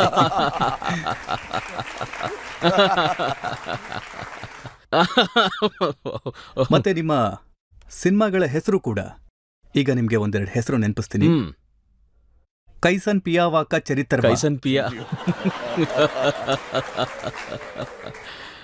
ದುಲ್ಹಾ ಮಿಲಾ ದಿಲ್ದಾರ್, ದುಲಾ ಮಿಲಾ ದಿಲ್ದಾರ್, ವಾಹ್, ಹಾಗೆ ದೇವ್ರಾ ಬಡ ಸತ್ಯವೇಲ, ದೇವ್ರಾ ಬಡ ಸತಾವ. ಸೊ ಇಂಥ ಹೆಸರುಗಳನ್ನ ಸಿಗ್ತಾ ನೋಡಿ, ಇದ್ದು. ಭೋಜ್ಪುರಿ ಸಮಾಜದಲ್ಲಿ ಒಂದು 25 ಕೋಟಿ ಜನಸಂಖ್ಯೆ ಇದೆ. ಇದು ಇಡೀ ದೇಶದಲ್ಲಿ ಭೋಜ್ಪುರಿ ಮಾತಾಡೋರು ಅಥವಾ ಅರ್ಥ ಮಾಡ್ಕೊಳ್ಳೋರು 25 ಕೋಟಿ ಇದ್ದಾರೆ ರಜತ್ಜಿ. ಇದು ನಿಮಗೂ ಗೊತ್ತಿರುತ್ತೆ. ಮತ್ತೆ ಈ ಸಮಾಜ ತುಂಬಾನೇ ಇವ್ರ ಹತ್ರ ಮಗು ಹುಟ್ಟೋದ್ರಿಂದ ಹಿಡಿದು ಮರಣದ ತನಕ ಸಂಗೀತ ಇರುತ್ತೆ. ಇವ್ರ ಜೀವನದಲ್ಲಿ ತುಂಬಾ ಬಣ್ಣ ಇರುತ್ತೆ, ಮದ್ವೆಗಳಲ್ಲಿ ಬೈಗಳೂ ಇರುತ್ತೆ. ಸೊ ಇಂಥ ತುಂಬಾ ವಿಷಯಗಳು ನಮ್ಮ ಕಲ್ಚರ್ನಲ್ಲಿ ತುಂಬಾನೇ ರಂಗರಂಗ ಆಗಿರೋ ಕಲರ್ಫುಲ್ ಆಧ್ಯಾತ್ಮಿಕ ಲಿಟ್ರೇಚರ್ ಕೂಡ ತುಂಬಿಕೊಂಡಿದೆ. ಜನಪದನೂ ಇದೆ, ಹಳ್ಳಿದೂ ಇದೆ, ರೈತರದ್ದು ಇದೆ. ಸೊ ಈ ಬಣ್ಣ ಏನಿದೆ ಇದು ಪೂರ್ತಿ ಕಲರ್ಫುಲ್ ಮಾಡಿದೆ ಭೋಜ್ಪುರಿ ಸಮಾಜನ. ಮತ್ತು ಅದರಲ್ಲಿ ಕೆಲವು ವಿಷಯಗಳು ಹೇಗಿದೆ ಅಂದ್ರೆ, ಕೆಲವು ಎಂಥ ಪದಗಳು ಬರುತ್ತೆ ಅಂದ್ರೆ, ಸ್ವಲ್ಪ ಮಣ್ಣಿನ ವಾಸನೆ, ಜೀವನದಲ್ಲಿ ಎಷ್ಟೊಂದು ಸ್ಟ್ರೆಸ್ ಇದೆ, ಜನ ಸಿನಿಮಾ ನೋಡಕ್ ಬಂದ್ರೆ 2-2.5 ಗಂಟೆ ಅವರಿಗೆ ಅದರಿಂದ ರಿಲೀಫ್ ಸಿಗ್ಲಿ ಅಂತ ಆ ಆನಂದದ ಭಾವನೆ ಇರುತ್ತೆ. ಅಂದ್ರೆ ದೇವರ್ ಸತಾಲೇವ, ಸಸುರ್ ಸತಾಲೇವ, ಇಲ್ಲ. ಇದು ಅಲ್ಲಿ ಒಂದು ಏನಿರುತ್ತೆ ಅಂದ್ರೆ, ಈ ಹೋಲಿ ಆಡ್ತಿದ್ದಾರೆ. ಸೊ ಹೋಲಿ ಬಗ್ಗೆ ಇದು ಒಂದು ಥಾಟ್ ಇದೆ. ಅದ್ರೊಳಗೆ ಯಾವುದೇ ಕೆಟ್ಟ ಭಾವನೆ ಇಲ್ಲ, ತುಂಬಾ ಮರ್ಯಾದೆಯಿಂದ ಕೂಡಿರುತ್ತೆ. ಒಬ್ಬ ಅತ್ತಿಗೆ ಮೈದನ ಸಂಬಂಧ, ಒಂದು ತಾಯಿ ಮಗನ ಸಂಬಂಧ ಇರುತ್ತೆ. ಆದ್ರೆ ಈ ಸಮಾಜದಲ್ಲಿ ನಾವು ಹಳ್ಳಿಗಾಡು ಪ್ರದೇಶನ ನೋಡ್ತಿದ್ವಿ. ಮತ್ತೆ ಡೈರೆಕ್ಟರ್ ಪ್ರೊಡ್ಯೂಸರ್ ಇಂಥ ಟೈಟಲ್ ತಂದಾಗ they wanted to attract the audience. So ಇವ್ರುಗಳು they use to bring all these titles and ನೀವು ಹೀರೋಯಿನ್ಗಳನ್ನ ಸತಾಯಿಸ್ತಾ ಇದ್ರಿ ಅಂತ ಈ ಟೈಟಲ್ ನೆವರ್. ನಾನು ತುಂಬಾ ಮರ್ಯಾದೆ ಕೊಡ್ತೀನಿ. ನಾನು ಆಲ್ವೇಸ್ ನನ್ನ ಹೀರೋಯಿನ್ಗಳನ್ನ, ನನ್ನ ಸುತ್ತಮುತ್ತಲ ಇರೋ ಮಹಿಳೆಯರನ್ನ ತುಂಬಾ ಗೌರವದಿಂದ, ಅದರಿಂದ ಅಂದ್ರೆ ನಾನು ಏನ್ ನಂಬ್ತೀನಿ ಅಂದ್ರೆ, ಈ ಜಗತ್ತಲ್ಲಿ ತುಂಬಾ ದೊಡ್ಡ ಶಕ್ತಿ ಏನಿದೆ, ಗೌರವ ಕಾಣಿಸ್ತಿತ್ತು ನೀವು ಅವ್ರಗಳ ಜೊತೆ ಹಾಡಲ್ ಕುಣಿತಾ ಇದ್ದಾಗ ಮತ್ತೆ ಹಾಡ್ತಿದ್ದಾಗ. ಮತ್ತೆ ಆಮೇಲೆ ಹಾಡ್ತೀರಾ, ಭರ್ಪೂರ್ ಜವಾನಿ ಮೇ ತಲ್ವಾರ್ ಚಲಿ, ಬಸ್ ಮರ್ಜಿ ಹಮಾರ್ ಚಲಿ. ಅದೊಂದು ಡೈಲಾಗ್ ಇತ್ತು. ಒಂದು ಫಿಲ್ಮ್ನಲ್ಲಿ ಆ ಡೈಲಾಗ್ ಇತ್ತು. ಉಗ್ತಿರೋ ಯೌವನದಲ್ಲಿ ಕತ್ತಿ ನುಗ್ಗಿಸ್ದೆ, ಇಲ್ಲಿ ಏನಿದ್ರು ನಡೆಯೋದು ನಮ್ದೆ. ಈ ಕಾರ್ಯಕ್ರಮದ ಮಜಾ ನಾವು ಪೂರ್ತಿ ತಗೋತೀವಿ, ಇಲ್ಲಿ ಏನ್ ನಡೆದ್ರು ನಡೆಯೋದು ನಮ್ದೆ. ಮತ್ತೆ ನೀವು ಇನ್ನೂ ಒಂದು ಹಾಡು ಹಾಡ್ತೀರಾ, ತೋಹಾರ್ ಲೆಹೆಂಗಾ ಉಡಾಬ್ದೆ ರಿಮೋಟ್ ಸೆ. ನೋಡ್ರಪ್ಪ, ಇವತ್ತು ಸಮಸ್ತ ಭಾರತದ ಮುಂದೆ ನಾನು ರವಿ ಕಿಶನ್ ಈ ಹಾಡ್ಗೋಸ್ಕರ ಕಿವಿ ಹಿಡ್ಕೊಂಡು ಕ್ಷಮೆ ಕೇಳ್ಕೊತೀನಿ. ಈ ಹಾಡು ನಾವು ಹಾಡಿರ್ಲಿಲ್ಲ, ಮೋಸ್ಟ್ಲಿ ಉದಿತ್ ನಾರಾಯಣ್ ಅವರು, ಮನೋಜ್ ತಿವಾರಿ ಅವರು ಹಾಡಿದ್ರು ಅನ್ಸುತ್ತೆ. ಇಲ್ಲ, ಉದಿತ್ ಅಣ್ಣಂದೇ ಧ್ವನಿ ಅದು, ನಾನು ಹಾಡಿಲ್ಲ. ಹಾಡು ಬಂದಿತ್ತು. ಆದರೆ ನಾನು ಸೆಟ್ಟಲ್ಲಿ 3 ಶಿಫ್ಟ್ ಕೆಲಸ ಮಾಡ್ತಿದ್ದೆ. ನನಗೆ ಗೊತ್ತಾಗ್ತಿದ್ದಿಲ್ಲ. ನಾನು ಕಾರ್ನಲ್ಲೇ ಮಲಗ್ತಿದ್ದೆ. ಒಂದು ಸೆಟ್ಟಿಂದ ಇನ್ನೊಂದು ಸೆಟ್ಗೆ ಹೋಗ್ಬೇಕಾಗ್ತಿತ್ತು. ಆ ಹಾಡು ಪ್ಲೇ ಆಗ್ತಿತ್ತು, ನಾನು ಕುಣಿಬೇಕಾಗ್ತಿತ್ತು, ಪರ್ಫಾರ್ಮ್ ಮಾಡಿ ನಾನು ಬೇರೆ ಜಾಗಕ್ಕೆ ಹೋಗ್ಬೇಕಾಗ್ತಿತ್ತು. ನಾನು ಅದ್ರ ಮೇಲೆ ಹೋಮ್ವರ್ಕ್ ಮಾಡಿಲ್ಲ ಜಾಸ್ತಿ. ನೀವು ತುಂಬಾ ಹೋಮ್ವರ್ಕ್ ಮಾಡ್ತೀರಿ ರಜತ್ಜಿ. ಈ ಶೋ ಮಾಡೋದಕ್ಕೆ ನಾನು ಹೇಳಲ್ಲ, ತುಂಬಾ ತಪಸ್ಸಿರುತ್ತೆ. ನಾನು ಹೇಳ್ತೀನಿ, ನಾನು ತುಂಬಾ ಕಲಿತೆ ಇದರಿಂದ. ನಾನು ತುಂಬಾ ಸ್ಪಾಂಟೇನಿಯಸ್ ಮನುಷ್ಯ. ನಾನು ತುಂಬಾ ಕಮ್ಮಿ ರಿಸರ್ಚ್ ಮಾಡ್ತೀನಿ, ತುಂಬಾ ಕಮ್ಮಿ ಓದ್ತೀನಿ. ನಾನು ಡೈರೆಕ್ಟಾಗಿ ಬರ್ತೀನಿ, ಪರ್ಫಾರ್ಮ್ ಮಾಡ್ತೀನಿ, ಹಿಂಗೆ ಅಷ್ಟೇ, ಅಲ್ಲೇ ಸ್ಪಾಟಲ್ಲಿ ಮಾಡಿ ಹೋಗ್ತೀನಿ. ಆದರೆ ಇವತ್ತು ನಾನು ಈ ಪ್ರೋಗ್ರಾಮ್ ನೋಡಿದ್ಮೇಲೆ ಹೇಳ್ತಿದ್ದೀನಿ, ಇಲ್ಲಿ ಇಡೀ ದೇಶ ನೋಡ್ತಿದ್ದೆ, ನಾನು ಹೇಳ್ತೀನಿ, ನೀವು ತುಂಬಾ ತಪಸ್ಸು ಮಾಡ್ತೀರಾ ಈ ಶೋ ಮಾಡೋದಕ್ಕೆ. ಮತ್ತೆ ಈ ನನ್ನ ಹೋಮ್ವರ್ಕ್ ಏನಿದೆ ಅದು ಹೇಳ್ತಾ ಇದೆ, ನಿಮ್ಮ ಎಲ್ಲಾ ಸಿನಿಮಾದ ಎಲ್ಲಾ ಹಾಡುಗಳಲ್ಲೂ ಲಂಗ, ದಾವಳಿ, ರವಿಕೆ, ಸೆರಗು ಇದು ಗ್ಯಾರಂಟಿ ಇರ್ತಿತ್ತು ಅಂತ. ಅಯ್ಯೋ ಸರ್, ಅದು ಆಗ್ಬಿಡ್ತು, ಅದು ಆಗೋಯ್ತು. ಇವಾಗ ಬರೀ ಪೂಜೆ ಪಾಠ.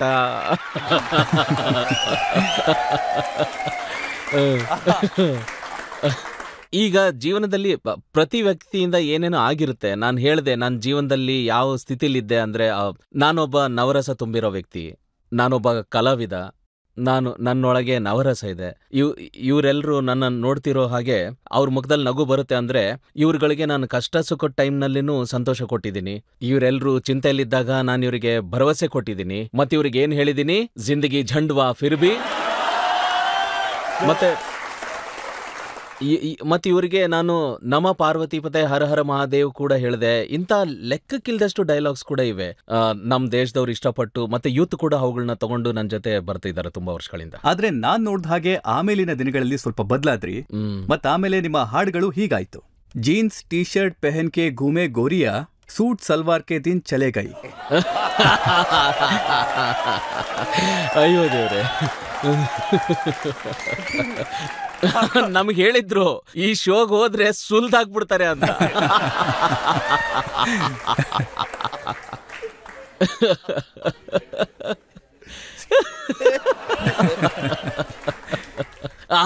ರಜಜ್ಜಿ, ನಾನಂತ ಇವಾಗ ಕ್ಷಮೆ ಕೇಳ್ತೀನಿ. ಒಂದ್ ವೇಳೆ ನನ್ನಿಂದ ಯಾರಿಗಾದ್ರೂ ಯೋಚನೆ ಆಗ್ತಿದೆ ನೀವು ಯಾವ್ಯಾವ್ದಕ್ಕೆಲ್ಲ ಕ್ಷಮೆ ಕೇಳ್ತೀರಾ ಅಂತ. ಲೆಕ್ಕಕ್ಕಿಲ್ದಷ್ಟು. ಯಾಕಂದ್ರೆ ಎಲ್ಲದಕ್ಕಿಂತ ಜಾಸ್ತಿ ಚರ್ಚೆ ಆಗಿದ್ದು ಒಬ್ರು ಹೀರೋಯಿನ್ ಬಗ್ಗೆ. ಅವರ ಜೊತೆ ನೀವು ಒಂದಾದ್ಮೇಲೆ ಒಂದು 14 ಸಿನಿಮಾ ಮಾಡಿದ್ರಿ. ಅವ್ರ ಜೊತೆ ನಿಮ್ಮ ಅಫೇರ್ ನಡೀತಿತ್ತಲ್ಲ, ಅದೇ ನಗ್ಮಾ? ಇಲ್ಲ.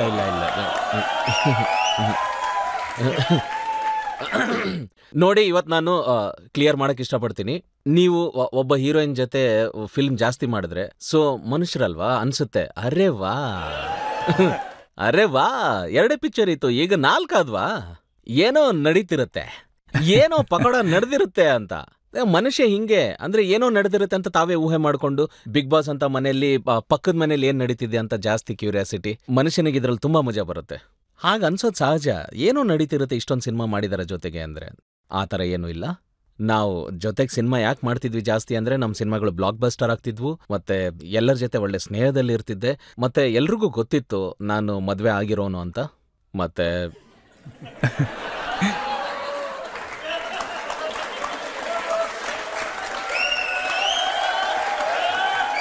ನೋಡಿ ರವಿ ಕಿಶನ್ ಅವರೇ, ಜನ ಏನ್ ಯೋಚಿಸ್ತಾರೆ ಅಂದ್ರೆ ಮದುವೆ ಆಗಿರೋರಾಗಿದ್ದೇ ಪ್ರಾಬ್ಲಮ್ ಆಯ್ತು. ಮತ್ತೆ ವೈಫ್ ಹೇಳಿರ್ಬೇಕು, ಅವಳು ಕಣ್ಣಿಂದ ಗುಂಡು ಹೊಡಿತಾಳೆ, ನಾನು ನಿಜವಾಗ್ಲೂ ಗುಂಡು ಹೊಡೆದ್ಬಿಡ್ತೀನಿ ಅಂತ. ಹೌದು.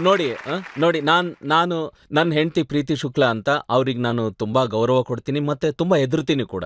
ಮತ್ತೆ ನಾನು ಈಗಾಗಲೇ ಹೇಳಿರೋ ಥರ ನಾನು ಅವ್ರ ಕಾಲಿಗೂ ನಮಸ್ಕಾರ ಮಾಡ್ತೀನಿ. ಮತ್ತು ಅವರು ಎಷ್ಟೋ ಸಲ ಮಲ್ಕೊಂಡಿರುವಾಗ, ಯಾಕಂದರೆ ಅವರು ನನ್ನ ಸ್ಟ್ರಗ್ಲಿಂಗ್ ಡೇಸಿಂದ ನನ್ನ ಜೊತೆಗೆ ಬಂದರು, ಮತ್ತು ನನ್ನ ಜೀವನದಲ್ಲಿ ನಂಗೆ ಕೆಲಸ ಸಿಗಕ್ಕೆ ಶುರುವಾಯಿತು, ನನ್ನ ಮನೆಗೆ ಲಕ್ಷ್ಮಿ ಬಂದಂಗೆ ಬಂದರು.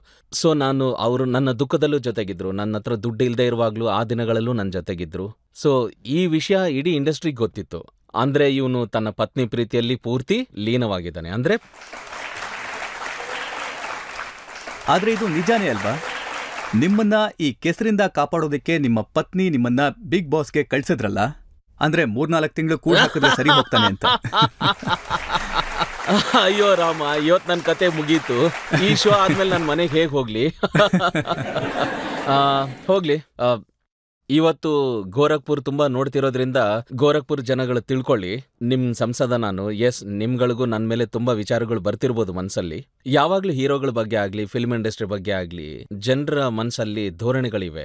ಜನ ತುಂಬಾ ಏನೇನೋ ಅನ್ಕೊಂಡಿರ್ತಾರೆ ಅದ್ರ ಬಗ್ಗೆ. ಹಾಗೇನಿಲ್ಲ, ಹೀರೋನು ಒಬ್ಬ ಸಾಮಾನ್ಯ ಮನುಷ್ಯನೇ ಆಗಿರ್ತಾನೆ. ಹೀರೋನು ಸಿನಿಮಾದಲ್ಲಿ ಕೆಲಸ ಮಾಡೋ ಒಬ್ಬ ಭಾವುಕ ವ್ಯಕ್ತಿನೇ ಆಗಿರ್ತಾನೆ. ಅವನಿಗೂ ಕೂಡ ಅವನ ಪರಿವಾರ, ಹೆಂಡತಿ, ಮಕ್ಕಳ ಜವಾಬ್ದಾರಿ ಇರುತ್ತೆ, ದೇಶದ ಬಗ್ಗೆ ಗೌರವ ಇರುತ್ತೆ, ಪ್ರೀತಿ ಇರುತ್ತೆ. ಬಟ್ ನನ್ನ ವೈಫ್ ಅವಳೇನ್ ಅನ್ಕೊಂಡಿದ್ಲು ಅಂದ್ರೆ, ಇವರು 3-4 ಶಿಫ್ಟ್ ಮಾಡ್ತಿದ್ದಾರೆ, ಒಂದು ದುಡ್ಡು ಬಂದ್ಬಿಟ್ಟಿತ್ತು, ಸ್ವಲ್ಪ ಅಹಂಕಾರನು ಬಂದ್ಬಿಟ್ಟಿತ್ತು, ನನಗೆ ಸೊಕ್ಕು ಬಂದ್ಬಿಟ್ಟಿತ್ತು, ನನಗೆ ಸ್ವಲ್ಪ ಎದೆ ಉಬ್ಬಿಸ್ಕೊಂಡು ನಡೀತಿದ್ದೆ ನಾನು. ಹೌದು, ಕೆಲಸ ಇಲ್ಲದೆ ಇರುವಾಗೆಲ್ಲ ಹೀಗೆ ಕೂತ್ಕೋತೀವಿ, ಕೆಲಸ ಸಿಗೋಕ್ ಶುರು ಆದಾಗ ಸ್ವಲ್ಪ ಹೀಗೆ, ಆಮೇಲೆ ಬರ್ತಾ ಬರ್ತಾ ಹೀಗೆ ಕೂತ್ಕೊಳಕ್ ಶುರು ಮಾಡ್ತೀವಿ. ಅಂದ್ರೆ ಆಗುತ್ತೆ ಈ ತರ. ಅಂದ್ರೆ ಏನ್ ಮೊದ್ಲು ಹಂಗಿದ್ರಿ, ಈಗ ಒಮ್ಮೆಲೆ ಕೆಲಸ ಸಿಗೋಕ್ ಶುರು ಆದ್ಮೇಲೆ ಹಿಂಗಾಗ್ಬಿಟ್ರಿ ನೀವು ಅಂತಾರೆ. ನಮಗೂ ಅದೆಲ್ಲ ಬಂದ್ಬಿಟ್ಟಿತ್ತು. ವಾಹ್, ಎಲ್ಲ ಸಿನಿಮಾಗಳು ಬ್ಲಾಕ್ ಬಸ್ಟರ್ ಹಿಟ್ ಆಗ್ತಿದಾವ್ ನಮಗೂ ಅಂತ ಒಂಥರ ಸ್ವಲ್ಪ ನೆತ್ತಿಗೇರಿತ್ತು ನಮಗೆ. ಆಗ ನಮ್ಮ ಹೆಂಡತಿ ನಂಗೆ ಒಂದು ಒಳ್ಳೆ ಸಲಹೆ ಕೊಟ್ಟರು. ಅವಾಗ ಒಂದು ಹೊಸ ಶೋ ಬರ್ತಾ ಇತ್ತು, ಬಿಗ್ ಬಾಸ್ ಫಸ್ಟ್ ಸೀಸನ್. ಅವ್ರು ಅದ್ರಲ್ಲಿ ಹೋಗು ಅಂದ್ರು. ನಾನು ದೊಡ್ಡ ರೋಗ ಬಂದು ಅದ್ರಲ್ಲಿ ಹೋಗ್ಬಿಟ್ಟೆ. ಇದೇ ತರ ಒಂದು ದೊಡ್ಡ ಸೆಟ್ ಅದ್ರಲ್ಲಿ ಹೋಗಿ ಲಾಕ್ ಆಗ್ಬಿಟ್ಟೆ. ಅಲ್ಲಿದ್ದೆ ನಾನು. ಆದ್ರೆ ಆ ಶೋ ಇಂದ ನಾನು 3 ತಿಂಗಳಾದ್ಮೇಲೆ ಆಚೆ ಬಂದಾಗ ಅಲ್ಲೇ ನಾನು ಜೀವನ ಅಂದ್ರೆ ಅಲ್ಲಿ ಯಾರಿಗೂ ಅಂದಿದ್ದೆ ಜಿಂದಗಿ ಝಂಡ್ವಾ ಅಂತ. ಅವಾಗ ನಾನು ತುಂಬಾ ಶಾಂತ ಆಗ್ಬಿಟ್ಟೆ ಮತ್ತೆ ತುಂಬಾ ಪಾಪ್ಯುಲರ್ ಕೂಡ ಆಗ್ಬಿಟ್ಟೆ. ಆ ಒಂದು 7 ದಿನ ನನಗೆ ಶಿವ ಸ್ಪಷ್ಟವಾಗಿ ಕಾಣಿಸಿದ್ರು, ಎಲ್ಲ ಕ್ಲಿಯರ್ ಆಗೋಯ್ತು. ಹೆಂಡ್ತಿ ಮಕ್ಕಳು ಎಲ್ಲ ಜೀವನ ಎಕ್ದಮ್ ಒಂಥರ ಸಾರ್ಟೆಡ್ ಆಗಿ ಕ್ಲಿಯರ್ ಆಗಿ ಕಾಣಿಸೋಕ್ ಶುರುವಾಯ್ತು. ಒಂದ್ ದೊಡ್ಡ ಬಂಧನದಿಂದ ಹೊರಗೆ ಬಂದೆ ನಾನು. ಒಂದು ದೊಡ್ಡ ಆಧ್ಯಾತ್ಮಿಕ ಬಂಧನ ಆಗಿತ್ತು ಬಿಗ್ ಬಾಸ್ ನನಗೆ. ಆ ಬಿಗ್ ಬಾಸ್ ನನ್ನ ಜೀವನದ ಮೇಲೆ ತುಂಬಾ ಪ್ರಭಾವ. ಅಂದ್ರೆ ಬಿಗ್ ಬಾಸ್ ನಿಮ್ಮನ್ನ ಸರಿ ಮಾಡ್ಬಿಟ್ರು? ಹಾ, ಬಿಗ್ ಬಾಸ್ ಅಂದ್ರೆ ನಿಮ್ನ ಕ್ಲೋಸ್ ಮಾಡ್ಬಿಡ್ತಾರ. ಅಲ್ಲಿ ನೀವು ಹಾಳಾಗ್ಬೋದು, ಇಲ್ಲ ಅಂದ್ರೆ ನಿಮಗೆ ತುಂಬಾ ಸಮಯ ಇರುತ್ತೆ ಯೋಚನೆ ಮಾಡೋದಕ್ಕೆ. ಅಂದ್ರೆ ಮೊಬೈಲ್ ಇರಲ್ಲ, ಟಿವಿ ಇರಲ್ಲ, ನೀವು ಒಬ್ಬರೇ ಕೂತಿರ್ತೀರಾ, ಸಾವಿರಾರು ವಿಚಾರಗಳು ತಲೆಯಲ್ಲಿ ಓಡ್ತಾನೆ ಇರುತ್ತೆ. ಹಂಗೆ ಯಾವ್ದ್ ತಪ್ಪು, ಯಾವ್ದ್ ಸರಿ, ಯಾವ್ದ್ ಮಾಡ್ಬೇಕು, ಮಾಡ್ಬಾರ್ದು. ಅದು ಆದ್ರೆ ನೀವು ಬಿಗ್ ಬಾಸ್ಗೆ ಹೋಗಿರೋ ಟೈಮಲ್ಲಿ ನೀವು ತುಂಬಾ ದೊಡ್ಡ ಸ್ಟಾರ್ ಆಗಿದ್ರಿ. ನಿಮ್ಮ 17 ಸಿನಿಮಾಗಳು ಫ್ಲೋರ್ ಅಲ್ಲಿ ಇದ್ವು. ಸೊ ಇದು ರಿಸ್ಕ್ ಆಗಿರ್ಲಿಲ್ವಾ? ತುಂಬಾ ದೊಡ್ಡ ರಿಸ್ಕ್ ಅದು. ನನ್ಗನ್ಸಿತ್ತು ನಾನು ಹೊರಗೆ ಬರೋ ಅಷ್ಟರಲ್ಲಿ ತುಂಬಾ ಜನ ಹೀರೋಗಳು ಬಂದ್ಬಿಟ್ಟಿರ್ತಾರೆ. ಫಿಲ್ಮ್ ಇಂಡಸ್ಟ್ರಿಯಲ್ಲಿ ಹಂಗೆ ಆಗುತ್ತಲ್ವಾ, 2 ತಿಂಗಳು ನೀವು ಮಾಯ ಆಗ್ಬಿಟ್ರೆ ಇನ್ನೊಬ್ರು ಯಾರೋ ಬಂದ್ಬಿಟ್ಟಿರ್ತಾರೆ. ಬಟ್ ನ್ಯಾಚುರಲಿ ಯಾರು ನಿಮಗೆ ಕಾಯೋದಿಲ್ಲ. ಇಲ್ಲಿ ಜನಗಳಿಗೆ ತುಂಬಾ ತಪ್ಪು ಕಲ್ಪನೆ ಇರುತ್ತೆ, ಇಂಡಸ್ಟ್ರಿ ನನ್ನಿಂದಲೇ ನಡೀತಿದೆ ಅಂತ. ಇದು ಯಾರಿಗೂ ಈ ತಪ್ಪು ಕಲ್ಪನೆ ಇರಬಾರ್ದು. ಯಾರೋ ಒಬ್ರಿಂದ ಏನೂ ನಡೆಯಲ್ಲ, ಸಮಯ ನಡೀತಾ ಇರುತ್ತೆ ಇಲ್ಲಿ. ಸೊ ನನಗೂ ಅದೇ ಅನ್ಸಿತ್ತು, ನಾನು ಆ ರಿಸ್ಕ್ ತಗೊಂಡೆ. ಆ ರಿಸ್ಕ್ ತಗೊಳ್ಳೋದು ತುಂಬಾ ಅವಶ್ಯಕವಾಗಿತ್ತು ನನ್ನ ಪರಿವಾರಕ್ಕೋಸ್ಕರ. ನಾನು ಇನ್ನೂ ಒಂದು ಕೇಳ್ಪಟ್ಟೆ, ನೀವು ಬಿಗ್ ಬಾಸ್ ನಲ್ಲಿದ್ದಾಗ ನೀವು ಅಲ್ಲಿಂದ ಓಡ್ ಬರೋ ಪ್ರಯತ್ನ ಮಾಡಿದ್ರಿ ಅಂತ, ಗೋಡೆ ಓಡ್ಕೊಂಡು. ಹಾ, ರೂಫ್ ಹೊಡ್ಕೊಂಡು ಹೋಗಿದ್ದೆ. ಒಂದ್ಸಲ ಮೈಕ್ನ ಕಚ್ಚಾಕ್ಬಿಟ್ಟಿದ್ದೆ ನಾನು. ಒಂದ್ಸಲ ಬಿಗ್ ಬಾಸ್ ಜೊತೆ ನಾನು ತರಲೆ ಕೂಡ ಮಾಡಿದ್ದೆ. ಬಿಗ್ ಬಾಸ್ ನನಗೆ ನಾಮಿನೇಟ್ ಮಾಡಿದ್ರು. ಆದ್ರೆ ದೇಶದ ಜನತೆ ನನಗೆ ತುಂಬಾ ಪ್ರೀತಿ ತೋರಿಸಿದ್ರು. ಅರೆ ವಾ, ಎಂತ ಅದ್ಭುತ ವ್ಯಕ್ತಿ ಸಿಕ್ಕಿದಾನೆ ಅಂತ. ಇವನ್ನ ಬಿಡ್ಲೇಬಾರ್ದು ಅಂದ್ರು. ಮತ್ತೆ ಅದಕ್ಕೆ ಅವರೆಲ್ಲರೂ 3 ತಿಂಗಳು ನನ್ನನ್ನ ಅದರಲ್ಲೇ ಕೂಡ ಹಾಕಿದ್ರು. ನಿಜಕ್ಕೂ ಇವತ್ತು ನೀವು ಏನೇ ಆಗಿದ್ರು ಈ ಜನತೆಯಿಂದಾಗಿ ಮತ್ತೆ ಈ ಪಬ್ಲಿಕ್ ಇಂದಾಗಿ ಆಗಿರೋದು. ಇನ್ನೊಂದು ಬ್ರೇಕ್ ತಗೊಳ್ಳೋಣ. ಬ್ರೇಕ್ನ ನಂತರ ಆಪ್ಕಿ ಅದಾಲತ್ನಲ್ಲಿ ಸೂಪರ್ ಸ್ಟಾರ್ ರವಿ ಕಿಶನ್ ಅವರ ಮೇಲೆ ಆರೋಪ ಹಾಗೂ ವಿಚಾರಣೆಯ ಮತ್ತೊಂದು ಸುತ್ತು. ಉಲ್ಗತ್ಲಾ ಎವ್ಲ ಪುಣ್ಗ ಇರ್ಕಿದ್ರೆ ಅದ್ಲಾಂ ಬಿಟ್ಟಿತ್ತು ಎನ್ನ 10 ವರಾದ ಪುಣ್ಕಾಗ ಆಲೈರೆ.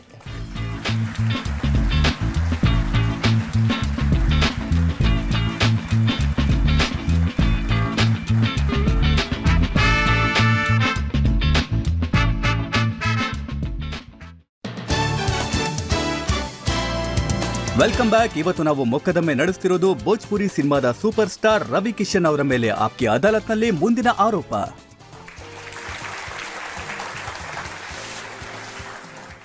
ಆಪ್ಕಿ ಅದಾಲತ್ನಲ್ಲಿ ಭೋಜ್ಪುರಿ ಸಿನಿಮಾದ ಸೂಪರ್ ಸ್ಟಾರ್ ರವಿ ಕಿಶನ್ ಅವರ ಮೇಲೆ ಆರೋಪ ಮಾಡಲಾಗ್ತಾ ಇದೆ, ಇವರು ಅಹಂಕಾರಕ್ಕೆ ಬಲಿಯಾದ್ರು ಅಂತ.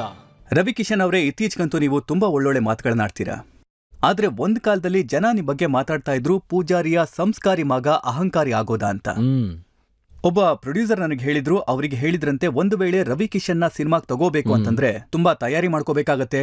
ಅವನು ಪ್ರತಿದಿನ ಹಾಲಲ್ಲಿ ಸ್ನಾನ ಮಾಡ್ತಾನೆ, ಗುಲಾಬಿಯ ಪಕಳೆಗಳ ಮೇಲೆ ಮಲಗ್ತಾನೆ, ವೈಟ್ ಎಲಿಫೆಂಟ್ ತರ ಅವನು ಅಂತ. ಹಾ, ಸರಿಯಾಗಿ ಹೇಳಿದ್ದಾರೆ. ಹಾ, ನಾನು ಹೀಗಿದ್ದೆ. ಅಂದ್ರೆ ಹೌದು, ನಾನು ಹಾಲಲ್ಲಿ ಸ್ನಾನ ಮಾಡ್ತಿದ್ದೆ, ಮತ್ತೆ ಗುಲಾಬಿ ಮೇಲೆ ಮಲಗ್ತಿದ್ದೆ, ಗುಲಾಬಿ ದಳಗಳ ಮೇಲೆ. ಅಂದ್ರೆ ನನಗೆ ಅನಿಸ್ತಿತ್ತು, ಅಂದ್ರೆ ನಾನೊಬ್ಬ ಆಕ್ಟ್ರು, ನನಗಿದೆಲ್ಲ ಬೇಕಾಗುತ್ತೆ ಅಂತ ಅನಿಸ್ತಿತ್ತು ನನಗೆ. ಅಂದ್ರೆ ಇದೇನು ಅಂದ್ರೆ ಜನ ಏನಂದ್ರೆ ಅಲ್ಪಾಚಿನೋ ಬಗ್ಗೆ ತೋರ್ಸಕ್ ಶುರು ಮಾಡ್ತಾರೆ, ರಾಬರ್ಟ್ ಡಿ ನೀರೋ ಬಗ್ಗೆ ಸಿನಿಮಾಗಳು ತೋರ್ಸಕ್ ಶುರು ಮಾಡ್ತಾರೆ. ಆ್ಯಂಡ್ ದೇ ಸೇ ದಟ್ ನೀನು ಆ ಆ್ಯಕ್ಟ್ರ್ ಹೀಗೆ ಮಾಡ್ತಿದ್ರು, ಆ ಆ್ಯಕ್ಟ್ರ್ ಹೀಗೆ ಮಾಡ್ತಿದ್ರು, ನೀನು ಆ ಥರ ಮಾಡಿದ್ರೆ ನೀನು ಒಂಥರ ನಿನ್ನಲ್ಲಿ ಈ ಸ್ಟೈಲಿಂಗ್ ಬಂದ್ಬಿಡುತ್ತೆ. ನೋಡು ಅಮಿತಾಬ್ ಬಚ್ಚನ್ ಸರ್ ಕ್ಯಾಮ್ರನ್ ಹೇಗೆ ನೋಡ್ತಾರೆ, ನೀನು ಹಾಗೆ ಮಾಡು. ಆಲ್ಪ್ಯಾಚಿನೋ ನೋಡು, ಸ್ಕಾರ್ ಫೇಸಲ್ಲಿ ಹೇಗೆ. ಗಾಡ್ ಫಾದರ್ ಸಿನಿಮಾ ಅಂತೂ 500 ಸಲ ತೋರಿಸ್ಬಿಟ್ರು ನಮಗೆ. ನಾನಂತೂ ಒಂಥರ ಬ್ರೀಡು. ನಾನೊಂದು ಲೋಕಲ್ ಕಲಾವಿದ. ನಾನು ಲೋಕಲ್ ನಾಟಕಗಳು ಮಾಡಿದ್ದೆ, ಡ್ರಾಮಾಗಳು ಮಾಡಿದ್ದೆ. ಅಂದರೆ ನಾವೆಲ್ಲ ಕೇಳ್ಕೊಂಬಂದಿದ್ದೆ ಎಂಥದ್ದು ಅಂದರೆ, ಇವಾಗ ರಾಜ್ಕುಮಾರ್ ಸರ್ ಬಂದರೆ ಅವರು ಶೂಸ್ ಸೋಲ್ನ ಹಿಂಗೆ ತೆಗೆದುಬಿಟ್ಟು ಜನೇ ಅವರು ತಮ್ಮ ಗಾಡಿದು ಮಿರರೇ ತೆಗೆದ್ಬಿಟ್ಟು ಹಿಂಗೆ ಡಿಕ್ಕಿ ಮೇಲೆ ಇಟ್ಟರೆ.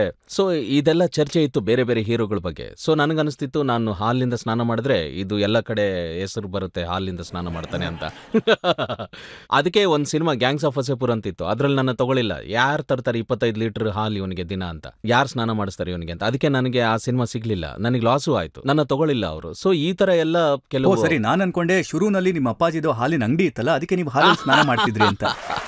ಅಲ್ಲ ರಜತ್ಜಿ, ನೀವು ಇದ್ದಕ್ಕಿದ್ದಂಗೆ ಬಡತನದಿಂದ ಬಂದು ಒಂದಷ್ಟು ಗಳಿಸ್ತಿರಲ್ವಾ. ಮತ್ತೆ ಈ ಚಮಕ್ ದಮಕ್ ನೋಡಿದಾಗ ಮುಂಬೈ ಮೊದಲೇ ಮಾಯಾನಗರಿ, ತಲೆ ಕೆಟ್ಟೋಗೋದ್ರಲ್ಲಿ ಸಮಯನೇ ಹಿಡಿಯಲ್ಲ. ಮುಂಬೈ ಇಮಿಡಿಯೇಟ್ ಆಗಿ ಹುಚ್ಚಿಡಿಸುತ್ತೆ ನಿಮ್ನ. ಮತ್ತೆ ತಲೆ ಕೆಟ್ಟು ಜನ ಅಲ್ಲೇ ಹುಚ್ಚರಾಗಿ ಹೋಗ್ತಾರೆ.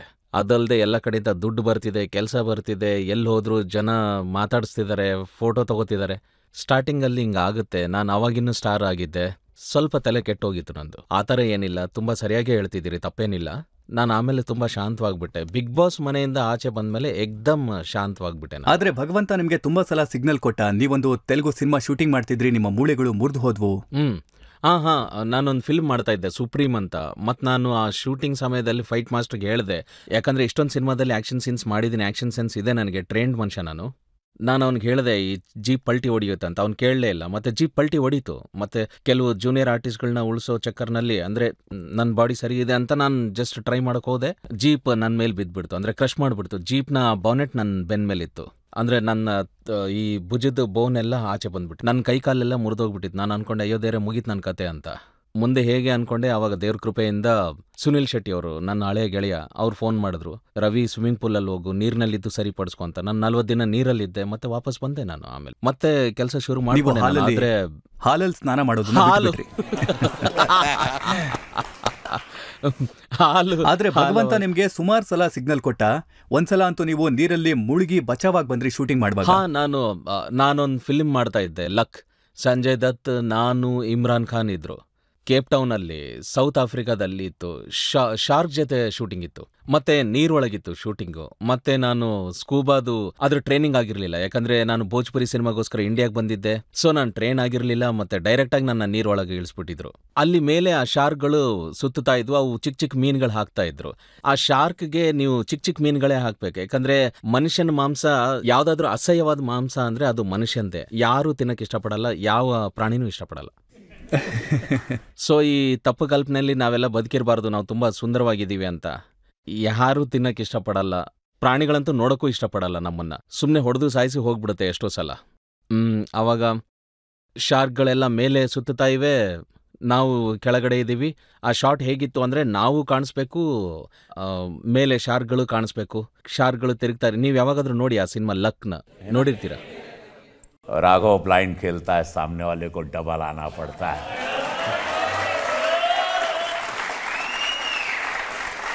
क्योंकि रेस में तो टट्टू दौड़ते हैं, राघव तो शेर है. ಸೊ ಅವತ್ತೇನಾಯ್ತು ಅಂದ್ರೆ, ನಾನು ಇನ್ನೇನು ಮುಳುಗೋಗ್ತಿದ್ದೆ. I was not trained to inhale properly and survive inside. So ನಾನು ಆ ಮಾಸ್ಕ್ನ ಕಿತ್ತಿ ಬಿಸಾಕಿ ಮೇಲೆ ಬರೋದಕ್ಕೆ ಕಾಲ್ನ ಹೊಡಿತಾ ಇದ್ದೀನಿ ನೀರಲ್ಲಿ. ಒಂದು 10-20 ಫೀಟ್ ಒಳಗಡೆ ಇದ್ವಿ ನಾವು ನೀರೊಳಗಡೆ. ಆವತ್ತು ಹೇಗೂ ಬದುಕೊಂಡ್ಬಿಟ್ಟೆ. I almost died. ನಾನು ಉಳ್ಕೊಂಡೆ. ಈ ಥರ ದೇವ್ರು ತುಂಬಾ ಸಲ ಕಾಪಾಡಿದಾರೆ ನನ್ನ. ಒಂದ್ಸರಿ ನಾವು ಭೋಜ್ಪುರಿ ಫಿಲ್ಮ್ ಶೂಟಿಂಗ್ ಮಾಡ್ತಾ ಇದ್ವಿ. ಆ ಫೈಟ್ ಮಾಸ್ಟರ್ ಸ್ವಲ್ಪ ವೀಕ್ ಇರೋ ಕೇಬಲ್ನ ತಂದ್ಬಿಟ್ಟಿದ್ರು. ಬೆಟ್ಟದಿಂದ ಕೆಳಗಡೆ ಇಳಿಬೇಕು, ಫೈರ್ ಮಾಡಬೇಕು, ಠಾಪ್ ಠಾಪ್ ಠಾಪ್ ಅಂತ. ಆ ಕೇಬಲ್ ಇಟ್ಕೊಂಡೆ ಕೆಳಗಡೆ ಹೋಗ್ಬೇಕು. ಅಲ್ಲಿ ಗೊತ್ತಾಯ್ತು ಈ ಸಿನಿಮಾದ ಬಜೆಟ್ ಇಲ್ಲ ಒಳ್ಳೆ ಕೇಬಲ್ ತರೋದಕ್ಕೆ, ಎಲ್ಲ ಚೀಪ್ ಕೇಬಲ್ನೇ ತರಿಸ್ಬಿಟ್ಟಿದ್ರು, ನನ್ನ ಸಿಗಾಕಿದ್ರು ಅದಕ್ಕೆ ಅಂತ. ಅದರಲ್ಲಿ ಒಂದು ಕೇಬಲ್ ಕಟ್ಟಾಗೋಯ್ತು, ಒಂದು ತಲೆ ಕಲ್ಲಲ್ಲೇ ಹೋಗಿ ಸಿಗಾಕೊಂಡ್ಬಿಡ್ತು ನಂದು. ಈ ಥರ ತುಂಬಾ ನಾನಿವತ್ತು ಈ ಥರ ಬದುಕಿ ಇಲ್ಲಿ ಕೂತಿದ್ದೀನಿ ಅಂದರೆ ಮಹಾದೇವನ ಕೃಪೆನೆ. ಇಲ್ಲಾಂದ್ರೆ ನಾನು ಯಾವಾಗೂ ರಾಮನಾಮ್ ಸತ್ಯ ಅದು. ಆದ್ರೆ ಇಷ್ಟೆಲ್ಲ ನಕರ ಮಾಡ್ತಾ ಇದ್ದಂತ ಒಬ್ಬ ಸ್ಟಾರ್ ಏನಿದ್ದಾನೆ, ಅಕ್ಷಯ್ ಕುಮಾರ್ ಜೊತೆ ಫಿರ್ ಹೇರಾ ಫೇರಿಲಿ ತೊದ್ಲಾ ಹೇಗಾಗ್ಬಿಟ್ಟ? बीतलात दे नहीं तो थूक डालेगा.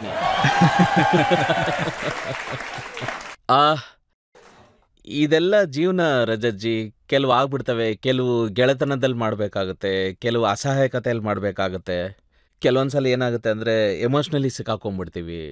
ನಾನು ಎಮೋಷ್ನಲಿ ತುಂಬ ಕಡೆ ಸಿಕ್ಕಾಕೊಂಡಿದ್ದೀನಿ. ತುಂಬ ಕಡೆ ತುಂಬ ಪ್ರಾಜೆಕ್ಟ್ಸಲ್ಲಿ ಎಮೋಷ್ನಲಿ ಜನ ನನ್ನನ್ನು ಟ್ರ್ಯಾಪ್ ಮಾಡಿದ್ದಾರೆ. ಎಮೋಷ್ನಲಿ ಸಿಕ್ಕಾಕೊಂಡು ತುಂಬ ಕಡೆ ಕೆಲಸ ಮಾಡಿದ್ದೀನಿ ನಾನು. ಅಂದರೆ ಕೆಲವು ರೋಲ್ಸ್ ಯಾವ ಥರ ಮಾಡಿದ್ದೀನಿ ಅಂದರೆ ಅವಶ್ಯಕತೆನೇ ಇರಲಿಲ್ಲ. ಈ ನಿನ್ನ ಸ್ಥಾಯಿಗೆ ಈ ಥರ ರೋಲ್ ಬೇಕಿರಲಿಲ್ಲ ಅಂದರು ಜನ. ಅಂದರೆ ನನಗೆ ಯಾರು ಗಾಡ್ ಫಾದರ್ ಇಲ್ವಲ್ಲ, ಏನಾದರೂ ಸಲಹೆ ಕೊಡೋದಕ್ಕೆ ಹೇಳೋದಕ್ಕೆ ಯಾರೂ ಇರಲಿಲ್ಲ, ಅಡ್ವೈಸ್ ಮಾಡೋರು ಇರಲಿಲ್ಲ. ಏನು ಬರ್ತಿತ್ತು ಮಾಡ್ತಾ ಹೋದೆ, ಏನು ಸಿಕ್ತಿತ್ತು ಮಾಡ್ತಿದ್ದೆ. ಬೆಗ್ಗರ್ಸ್ ಆರ್ ನಾಟ್ ಚೂಸರ್ಸ್ ಅಂತ ಒಂದು ಪ್ರಾವರ್ಬ್ ಇದೆ. ಆ ಮಾತಿಗೆ ನಾನು ಒಂದು ಉದಾಹರಣೆ ಅನ್ಬೋದು ನೀವು. ಈಗಂತೂ ಮನೋಜ್ ತಿವಾರಿನೂ ನಿಮ್ ಜೊತೆ ಮೆಂಬರ್ ಆಫ್ ಪಾರ್ಲಿಮೆಂಟ್ ಆಗಿದ್ದಾರೆ. ಒಂದೇ ಪಾರ್ಟಿನಲ್ಲಿದ್ದೀರಾ ನೀವಿಬ್ರು. ಆದ್ರೆ ಒಂದು ಕಾಲದಲ್ಲಿ ಅವ್ರ ಜೊತೆಗೂ ತುಂಬಾನೇ ರೈವಲ್ರಿ ಇತ್ತು. ನಾವಿಬ್ರು 13 ವರ್ಷ ರೈವಲ್ಸ್ ಆಗಿದ್ವಿ, ಕಾಂಪಿಟೇಟರ್ಸ್ ಇದ್ವಿ ನಾವಿಬ್ರು. ಮತ್ತೆ ಅಂದ್ರೆ ನಾವಿಬ್ರು ಯಾವತ್ತೂ ಒಂದೇ ಸ್ಟೇಜ್ ಮೇಲೆ ಬರ್ತಾ ಇರ್ಲಿಲ್ಲ. ಅಂದ್ರೆ ನಾವು ಅವ್ರು ಆ ಕಡೆಯಿಂದ ಬರ್ತಿದ್ರು ಅಂತ ಗೊತ್ತಾದ್ರೆ ನಾವು ಈ ಕಡೆಯಿಂದ ಹೋಗ್ಬಿಡ್ತಿದ್ವಿ. ಆ ಥರ ಎಲ್ಲ ಆಗ್ತಿತ್ತು. ಅಂದ್ರೆ ಏನಾಗುತ್ತೆ ಅಂತಂದ್ರೆ ಸುತ್ತಲೂ ಜನ ಆ ಥರ ಇರ್ತಾರೆ. ಅವಾಗ ನೀವು ಸ್ಟಾರ್ ಆಗಿ ಬೆಳೆದಾಗ ವಿಚಿತ್ರ ಜನ ಇರ್ತಾರೆ. ನೀವು ಸ್ಟಾರ್ ಆಗಿ ಬೆಳೆದಾಗ ಕಿವಿ ತುಂಬಾ ಜನ ಇರ್ತಾರೆ. ಅವ್ರ ಕಿವಿ ತುಂಬಾ ಜನ ತುಂಬ್ತಾ ಇದ್ರು. ನಾನು ಒಬ್ನೇ ಓಡಾಡೋ ವ್ಯಕ್ತಿ. ಸೊ ಅವ್ರಿಗೆ ಆಗ ಅನಿಸ್ತಿತ್ತು. ನಾನು ಅವ್ರಿಗೆ ಅಂತಿದ್ದೆ, ನೋಡಪ್ಪ ನೀನು ಸಿಂಗರು, ನಾನು ಟ್ರೈನ್ಡ್ ಆ್ಯಕ್ಟರ್, ನಮ್ಮಿಬ್ರ ಮಧ್ಯೆ ಏನು, ಇಬ್ರು ಜೊತೆಗಿರೋಣ ಅಂತ. ನನಗವ್ರು ಹೇಳಿದ್ರು ಒಂದು ಫಿಲ್ಮಲ್ಲಿ ಅವರು SP ಆಗಿದ್ರು, ಪೊಲೀಸ್ ಆಫೀಸರ್ ಆಗಿದ್ರು, ನೀವು ಕಳ್ಳ. ಮತ್ತೆ ನೀವ್ ಹೇಳಿದ್ರಂತೆ ಇಲ್ಲ ಈ SP ನನಗೆ ಹೊಡಿಯಂಗಿಲ್ಲ, ನಾನೇ ಅವನಿಗೆ ಹೊಡಿತೀನಿ ಅಂತ. ಹೌದು, ನಾನು ಮರ್ತೋದೆ. ನಾನು ಅವ್ರನ್ನ ಫ್ಯಾನ್ಸ್ ರೂಪದಲ್ಲೇ ನೋಡ್ತಾ ಇದ್ದೆ. ಮತ್ತೆ ಫ್ಯಾನ್ಸ್ಗೂ ಇಷ್ಟ ಇರಲ್ಲ ನಾನು ಡೌನ್ ಆಗೋದು. ಅಂದ್ರೆ ತಮ್ಮ ಹೀರೋನ್ನ ಯಾರಾದ್ರೂ ಬೇರೆ ಹೀರೋ ಡಾಮಿನೇಟ್ ಮಾಡೋದು ಫ್ಯಾನ್ಸ್ಗೆ ಇಷ್ಟ ಆಗಲ್ಲ. ಸೌತಲ್ಲೂ ಇದೇ ತರ ಆಗುತ್ತೆ. ಎಲ್ಲ ಸ್ಟಾರ್ಸ್ಗೂ ಅವ್ರವ್ರದೇ ಫ್ಯಾನ್ ಬೇಸ್ ಇರುತ್ತೆ. ಸೊ ನನಗನ್ನಿಸ್ತು ಇವ್ರು ಬಂದ್ರು ನಮ್ಮ ಊರಿಗೆ ನನ್ನ ಹಿಡಿಯೋದಕ್ಕೆ. ಅಲ್ಲಿಗೆ ಬಂದು ನನಗೇನಂದ್ರು ಅಂದ್ರೆ ನಡೀರಿ. ನಾನಂದೆ ಎಲ್ಲಿಗೆ? ಸೊ ನಾನಂದೆ ಕೇಳು, ಇದು ನಮ್ಮೂರೈತಿ ತಿಳಿತಿಲ್ಲೋ. ಇಲ್ಲಿ ಈ ಊರಲ್ಲಿ ಗಿಡದಿಂದ ಎಲೆ ಉದುರ್ಬೇಕಂದ್ರೆ ಬಂದು ಮೊದಲು ನಮ್ಮ ಬಾಗ್ಲಿ ಹೊಡಿತೈತಿ, ಆಮೇಲೆ ಕೇಳ್ತೈತಿ ಅಣ್ಣ ಗಿಡದಿಂದ ಉದುರ್ಲಾ ಬೇಡ ಅಂತ. ಅಂದ್ರೆ ಅದು ಗಿಡದಿಂದ ಉದುರೋ ಎಲೆನೂ ನಮ್ಮ ಮನೆಗೆ ಬಾಗ್ಲಿ ಬಡ್ದು ಕೇಳುತ್ತೆ ನಾನು ಉದುರ್ಲಾ ಬೇಡ ಅಂತ. ಮತ್ತೆ ನಾನು ಆ ಥರ ಇಲ್ಲಿ ನೀನು ನನಗೆ ಬಂದು ಅರೆಸ್ಟ್ ಮಾಡೋಕ್ಕಾಗಲ್ಲ, ಇದು ನನ್ನೂರು ಅಂತ. ಸೊ ಅದು ಈಗೋ ಮ್ಯಾಟ್ರ್ ಆಗಿತ್ತು. ಆದರೆ ಇವತ್ತು ನಾವಿಬ್ರು ಒಳ್ಳೆ ಮಿತ್ರರಾಗಿದ್ದೀವಿ, ಪರಸ್ಪರ ಒಳ್ಳೆ ಗೌರವ ಇದೆ. ಆ್ಯಂಡ್ ಹಾಗೆ ದಿನೇಶ್ ಲಾಲ್ ಯಾದವ್ ಕೂಡ ಆಜಮ್ಗಢಿಂದ ಸಂಸದರಾಗಿದ್ದಾರೆ. So we are now friends. And ನಾವು ನಗ್ತೀವಿ ಅದನ್ನೆಲ್ಲ ನೆನೆಸ್ಕೊಂಡು. ಅವರಿಗೆ ನಂದು ಇದೆಲ್ಲ ಇಷ್ಟ ಆಗುತ್ತೆ. ಅವ್ರು ನನ್ನ ಅಣ್ಣ ಅಂತಾರೆ, ನನ್ನ ದೊಡ್ಡಣ್ಣ ಅಂತಾರೆ ಅವರು. ಜನತೆ ಯಾರಾದರೂ ಪ್ರಶ್ನೆ ಕೇಳೋದಕ್ಕೆ ಇಷ್ಟಪಡ್ತೀರಾ? Hello sir. ಹಲೋ ಸರ್, ಮೊದಲನೇದಾಗಿ ನೀವು ತುಂಬಾ ಕ್ಯೂಟ್ ಆಗಿದ್ದೀರಾ.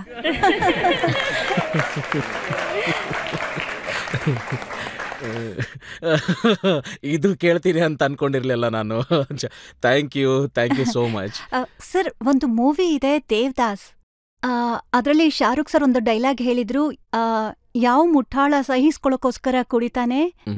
ಒಂದ್ ವೇಳೆ ಶಾರುಖ್ ಸರ್ ಜಾಗದಲ್ಲಿ ನೀವು ಆ ಡೈಲಾಗ್ನ ಭೋಜ್ಪುರಿಲಿ ಹೇಳ್ಬೇಕು ಅಂದ್ರೆ ಹೇಗೆ ಹೇಳ್ತೀರಾ?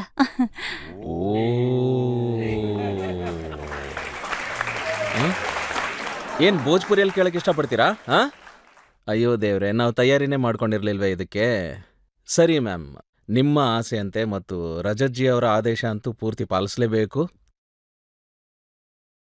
के कमबख्त के बुड़बक बर्दाश्त करे खातिर पियाला है। हम तो पीला के जहाँ हम बैठ सकें, तोहरा के देख सकें, तोहरा के बर्दाश्त कर सकी, मदहोश बेहोश हो सकी हो, पारो के भुला सकें। लेकिन पारो के एक याद भैया हो, हमारा होश के खोए नहीं खे देख ना ही चढ़ा लो कितनो पीला। बाबूजी हमरा से कहलन कि गांव छोड़ दा, सब कहलन कि पारो के छोड़ दा, पारो कहले शराब छोड़ दा, आज तू कहा ताड़ो कि हवेली छोड़ दा। एक दिन हो आई हो तो सब लोग कहिया कि दुनिया छोड़ दा।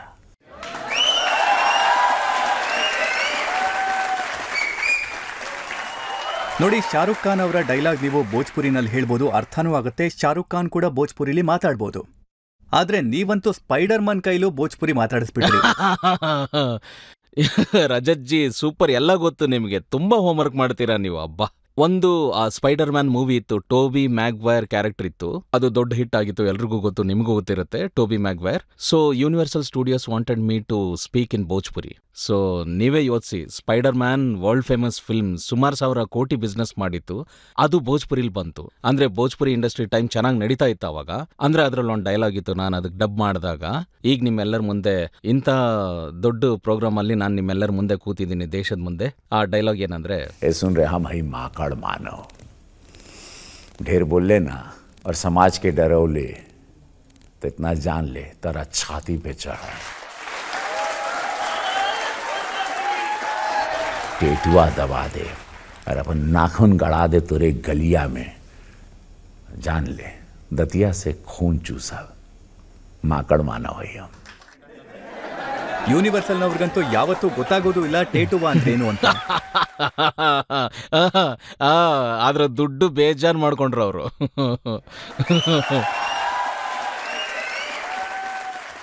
ಸರ್, ನೀವು ತಮಿಳ್ ಮತ್ತೆ ತೆಲುಗುನಲ್ಲಿ ಹಲವಾರು ಸಿನಿಮಾಗಳು ಮಾಡಿದ್ದೀರಾ. ಅದರಲ್ಲಿರೋ ಡೈಲಾಗ್ಸ್ನ ನೀವೇ ಹೇಳ್ತೀರಾ ಅಥವಾ ಡಬ್ಬಿಂಗ್ ಮಾಡೋದಾ ಸರ್? ನಾನೇ ಮಾತಾಡ್ತೀನಿ. ನಾನು ಇಲ್ಲಿ ತನಕ ಒಂದು 22 ತೆಲುಗು ಫಿಲ್ಮ್ ಮಾಡಿದ್ದೀನಿ, ಒಂದು 3 ತಮಿಳ್ ಫಿಲ್ಮ್ ಮಾಡಿದ್ದೀನಿ, ಮತ್ತೆ ಒಂದು 5 ಕನ್ನಡ ಸಿನಿಮಾ ಮಾಡಿದ್ದೀನಿ.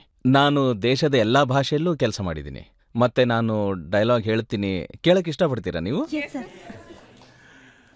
ಇದು ತಮಿಳಲ್ಲಿದೆ. ಉಲ್ಗತ್ಲಾ ಎವಲ ಪುಣ್ಗ ಇರ್ಕಿತ್ತ, ಉಲ್ಗತ್ಲಾ ಎವಲ ಪುಣ್ಗ ಇರ್ಕಿತ್ತ, ಅದೆல்லாம் ಬಿಟ್ಟಿಟ್ಟು ಎನ್ನ ಒತ್ತು ವರಾದ ಪುಣ್ಕಾಗ ಆಲೈರೆ.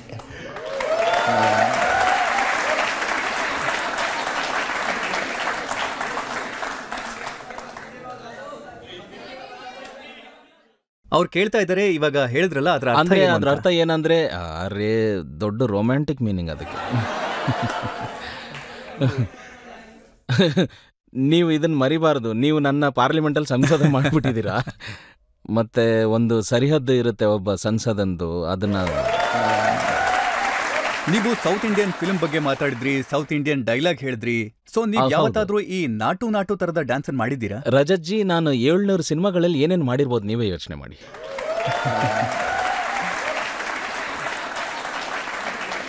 ಇವತ್ ನಾವು ನಿಮ್ ಪಾಪ್ಯುಲರ್ ಸಾಂಗ್ಗೆ ನಿಮ್ ಡ್ಯಾನ್ಸ್ ನೋಡಕ್ ಇಷ್ಟಪಡ್ತೀವಿ. ವಾ ನಾನೇನು ಹೇಳ್ತೀನಿ ಅಂದರೆ, ನೀವು ಎಲ್ಲ ಹುಡುಗಿರು ಬರಬೇಕು, ಎಲ್ಲ ಗರ್ಲ್ಸ್ ಬಂದ್ಬಿಡ್ಬೇಕು. ರಜತ್ಜಿ ಒಂದು ಜಾದುಗಾರ ಇದ್ದಂಗೆ, ಅವ್ರು ಏನು ಬೇಕಾದ್ರೂ ಮಾಡಿಸ್ಬಿಡ್ತಾರೆ. ನಾನಿವತ್ತು ನೋಡಿದೆ, ಅವರು ಶ್ರೀಕೃಷ್ಣನ್ ಥರ ಒಂದು ಚಿಕ್ಕ ಸ್ಮೈಲ್ ಅವ್ರದ್ದು, ಒಂದು ಚಿಕ್ಕ ಸ್ಮೈಲ್ ಮಾಡಿಬಿಟ್ಟು ಅವ್ರು ಆ ಮುದ್ದಾದ ಸ್ಮೈಲಲ್ಲಿ ಏನು ಬೇಕಾದ್ರೂ ಮಾಡಿಸ್ಕೊಂಡ್ಬಿಡ್ತಾರೆ ನಿಮ್ಮಲ್ಲಿ.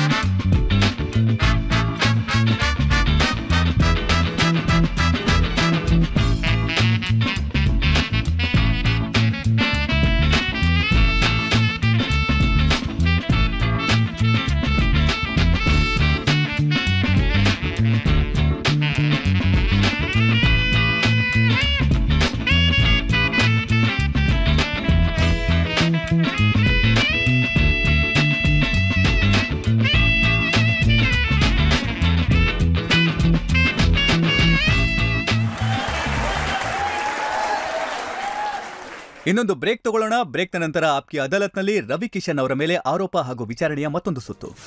ನೀವೊಂದು ಬಿಲ್ ತಗೊಂಡು ಬಂದಿದ್ದೀರಾ ಜನಸಂಖ್ಯಾ ನಿಯಂತ್ರಣದ ಮೇಲೆ, ಪಾಪ್ಯುಲೇಷನ್ ಕಂಟ್ರೋಲ್ ಮೇಲೆ. ಮತ್ತೆ ಸ್ವತಃ ನಿಮಗೆ ಎಷ್ಟು ಮಕ್ಕಳಿದ್ದಾರೆ ಅನ್ನೋದನ್ನ ಮರ್ತೇ ಬಿಟ್ರಿ. ನನಗೆ 4 ಮಕ್ಕಳಿದ್ದಾರೆ. ಸೊ ನೀವಂತೂ ಮಾಡ್ಕೊಂಡ್ ಬಿಟ್ರೆ ಬೇರೆಯವರನ್ನ ತಡಿತಾ ಇದ್ದೀರಾ.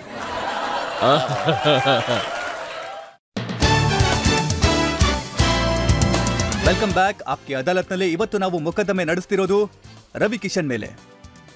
ಆಪ್ಕಿ ಅದಾಲತ್ನಲ್ಲಿ ಮುಂದಿನ ಆರೋಪ ಗೋರಖ್ಪುರದ ಸಂಸದರ ಮೇಲೆ.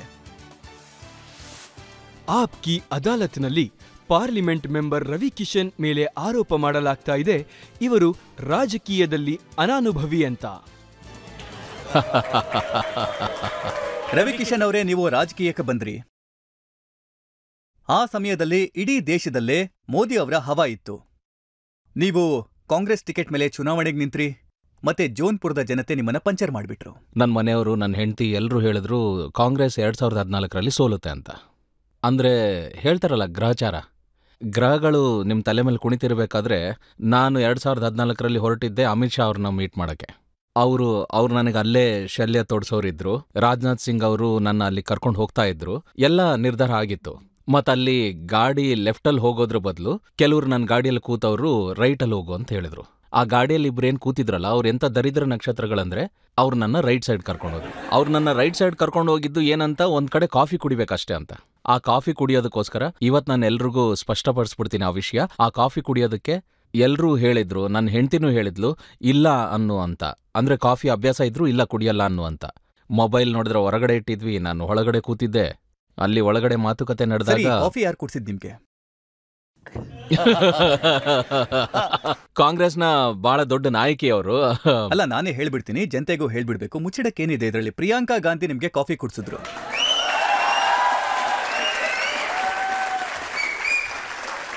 ನಾನು ಇಲ್ಲ ಅಂತ ಅವ್ನು ಯಾರು ಕೆಟ್ಟ ನಕ್ಷತ್ರ ನನ್ನ ಜೊತೆ ಬಂದಿದ್ದ ಅವ್ನು ಹಿಂಗ್ ಮಾಡಿಸ್ಬಿಟ್ಟ. ನಾನು ಇಲ್ಲ ಅಂತ ಹೇಳ್ಬೇಕಾಗಿತ್ತು, ನನಗಾಗಲ್ಲ ಅಂತ ನಾನು ನಾನು ಅಲ್ಲಿ ಹೋಗ್ಬೇಕಾಗಿತ್ತು, ಇಲ್ಲಿ ಅಂದ್ಬಿಟ್ಟೆ, ಸೋತ್ವಿ. ಮತ್ತೆ ಪ್ರತಿ ಮನುಷ್ಯ, ನೀವು ಜೀವನದಲ್ಲಿ ತಪ್ಪುಗಳು ಮಾಡಿರ್ತೀರಾ, ಅದೇ ತರ ನಾವು ನೋಡಿದ ಹಾಗೆ ಮನೋಜ್ ತಿವಾರಿ ನಿಮ್ಗಿಂತ ಜಾಣ ಅನ್ನಿಸ್ಕೊಂಡ್ರು. ಅವರು ಮೊದಲನೇ ಸಲನೇ 2014ರಲ್ಲಿ ಮೋದಿಜಿ ಅವರ ರಥದ ಮೇಲೆ ಹತ್ಬಿಟ್ಟು. ಮನೋಜ್ ತುಂಬಾ ಸ್ಮಾರ್ಟ್. ಅವರು ಮೊದ್ಲಿಂದನೂ ಅವರು ತುಂಬಾ ಬ್ರೈನ್ ಯೂಸ್ ಮಾಡ್ತಾರೆ. ನಾನು ಹೇಳಿದ್ನಲ್ಲ, ನಾನು ಭಾವನೆಗಳಲ್ಲಿ ತುಂಬಾ ಜಾಗಗಳಲ್ಲಿ ಸಿಕ್ಕಾಕೊಂಡಿದ್ದೀನಿ ಜೀವನದಲ್ಲಿ ಅಂತ. ನಾನು ಬಿದ್ದಿದ್ದೀನಿ ತುಂಬಾ. ಒಂದ್ ವೇಳೆ ನೀವು ಎಡ್ವಿ ಇಲ್ಲಿಗೆ ಬರ್ಲಿಲ್ಲ ಅಂದಿದ್ರೆ ಇಷ್ಟೊತ್ತಿಗೆ ರಾಹುಲ್ ಜಿ ಜೊತೆ ಯಾತ್ರೆ ಮಾಡ್ತಿದ್ರಿ.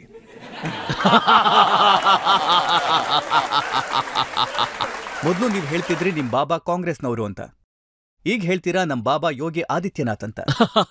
ನೋಡಿ, ಅದು ಸರಿ. ಅದು ಮೊದ್ಲೆಲ್ಲ ಅದೇ ನಮ್ ಪಾರ್ಟಿ ಆಗಿತ್ತು. ಅದೇನಂದ್ರೆ ನಮ್ಗೇನು ಗೊತ್ತಾಗ್ತಿರ್ಲಿಲ್ಲ ಅವಾಗ, ಏನು ಗೊತ್ತಿರ್ಲಿಲ್ಲ ನಮಗೆ. ಅವಾಗ ಒಂದೇ ಪಾರ್ಟಿ ಎಲ್ಲ ನಡೆಸ್ತಾ ಇತ್ತು. ಅವ್ರು ಹೇಗ್ ನಡೆಸ್ತಿದ್ರು ಏನು ಗೊತ್ತಾಗ್ತಿರ್ಲಿಲ್ಲ. ನಮ್ಗನ್ನಿಸ್ತಾ ಇತ್ತು ಇವರೇ ದೊಡ್ಡ ಪಾರ್ಟಿ, ಇವರೇ ನಡೆಸ್ತಾರೆ, ಬ್ರಿಟಿಷರೆಲ್ಲ ಹೊರಟೋದ್ಮೇಲೆ ಎಲ್ಲ ಇವ್ರ ಕೈಗೆ ಬಂದಿದೆ ಅಂತ. ಅವರೇ ಆಪರೇಟ್ ಮಾಡ್ತಾ ಇದ್ರು, ನಾವು ಅವ್ರನ್ನೇ ಫಾಲೋ ಮಾಡ್ತಾ ಇದ್ವಿ. ಎಲ್ಲಿ ತನಕ ಮೋದಿ ಅಂತ ಒಬ್ಬ ವ್ಯಕ್ತಿತ್ವ ಬಂದು ನಿಮಗೆ ತೋರಿಸ್ಲಿಲ್ವೋ ದೇಶ ಹೀಗ್ ನಡೆಯುತ್ತೆ ಅಂತ, ವಿಶ್ವಕ್ಕೆ ಪ್ರಸಿದ್ಧಿ ಆಗ್ಬೋದು ಅಂತ, ವಿಶ್ವ ಗುರು ಕೂಡ ಆಗ್ಬೋದು ಅಂತ. ಯಾವ ದೇಶನ ಪಾಕಿಸ್ತಾನೂ ಬಂದು ಎದುರಿಸಬಹುದಾಗಿತ್ತು, ಚೈನಾನೂ ಬಂದು ಎದುರಿಸಬಹುದಾಗಿತ್ತು, ಏನ್ ಬೇಕಾದ್ರೂ ಮಾಡ್ಬೋದಾಗಿತ್ತು, ಯಾರು ಏನಾದ್ರೂ ಮಾಡ್ಬೋದಾಗಿತ್ತು. ಇವ್ರು ಬಂದು ತೋರಿಸಿದ್ರು ಭಾರತ ಅಂದ್ರೆ ಇದು ಅಂತ.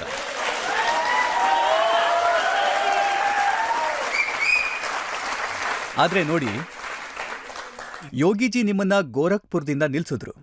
ಆದ್ರೆ ಗೋರಖ್ಪುರ್ ಎಂತ ಸೀಟ್ ಅಂದ್ರೆ ಅಲ್ಲಿಂದ ಯಾವಾಗ್ಲೂ ಸಾಧು ಸಂತರು ನಿಂತ್ಕೋತಿದ್ರು, ಸನ್ಯಾಸಿಗಳು ನಿಂತ್ಕೋತಿದ್ರು. 40 ವರ್ಷಗಳಿಂದ ಅವ್ರುಗಳು ಗೆಲ್ತಾನೆ ಇದ್ರು. ಸೊ ಜನಗಳೇನು ಕೇಳಲಿಲ್ವಾ ಇದ್ಯಾರು ಬಣ್ಣ ಹಚ್ಚಿ ಕುಣಿಯೋನ್ ಬಂದ್ಬಿಟ್ಟ ಎಲೆಕ್ಷನ್? ನೋಡಿ, ಹೌದು, ಎಲ್ರಿಗೂ ಅನಿಸ್ತಿತ್ತು. ನಾನು ಇನಿಷಿಯಲಿ ಹೋದಾಗ ಗೋರಖ್ಪುರದಲ್ಲಿ ಮಹಾರಾಜ್ ಅವರು ಯಾಕಿಂತ ತಪ್ಪು ಮಾಡ್ತಿದ್ದಾರೆ ಅಂತ. ಇದು ಒಂದು ಮಂದಿರದ ಸೀಟು, ಈ ಮನುಷ್ಯ ಎಲ್ಲಿಂದ ಬಂದ್ಬಿಟ್ಟ, ಮತ್ತೆ ಎಲ್ರು ನಮ್ಮ ಮೇಲೆ ಹೊರಗ್ನವನು ಅಂತ ರವಿಕಿಶನ್ ಪಕ್ಕ ಇಲ್ಲಿ ಸೋತೋಗ್ತಾನೆ ಅಂದ್ರು. ಆದರೆ ನನಗನ್ನಿಸ್ತಿತ್ತು ಹೊರಗ್ನವನು. ನನಗೆ ತುಂಬ ಚಿಂತೆ ಆಗೋಕೆ ಶುರುವಾಯಿತು.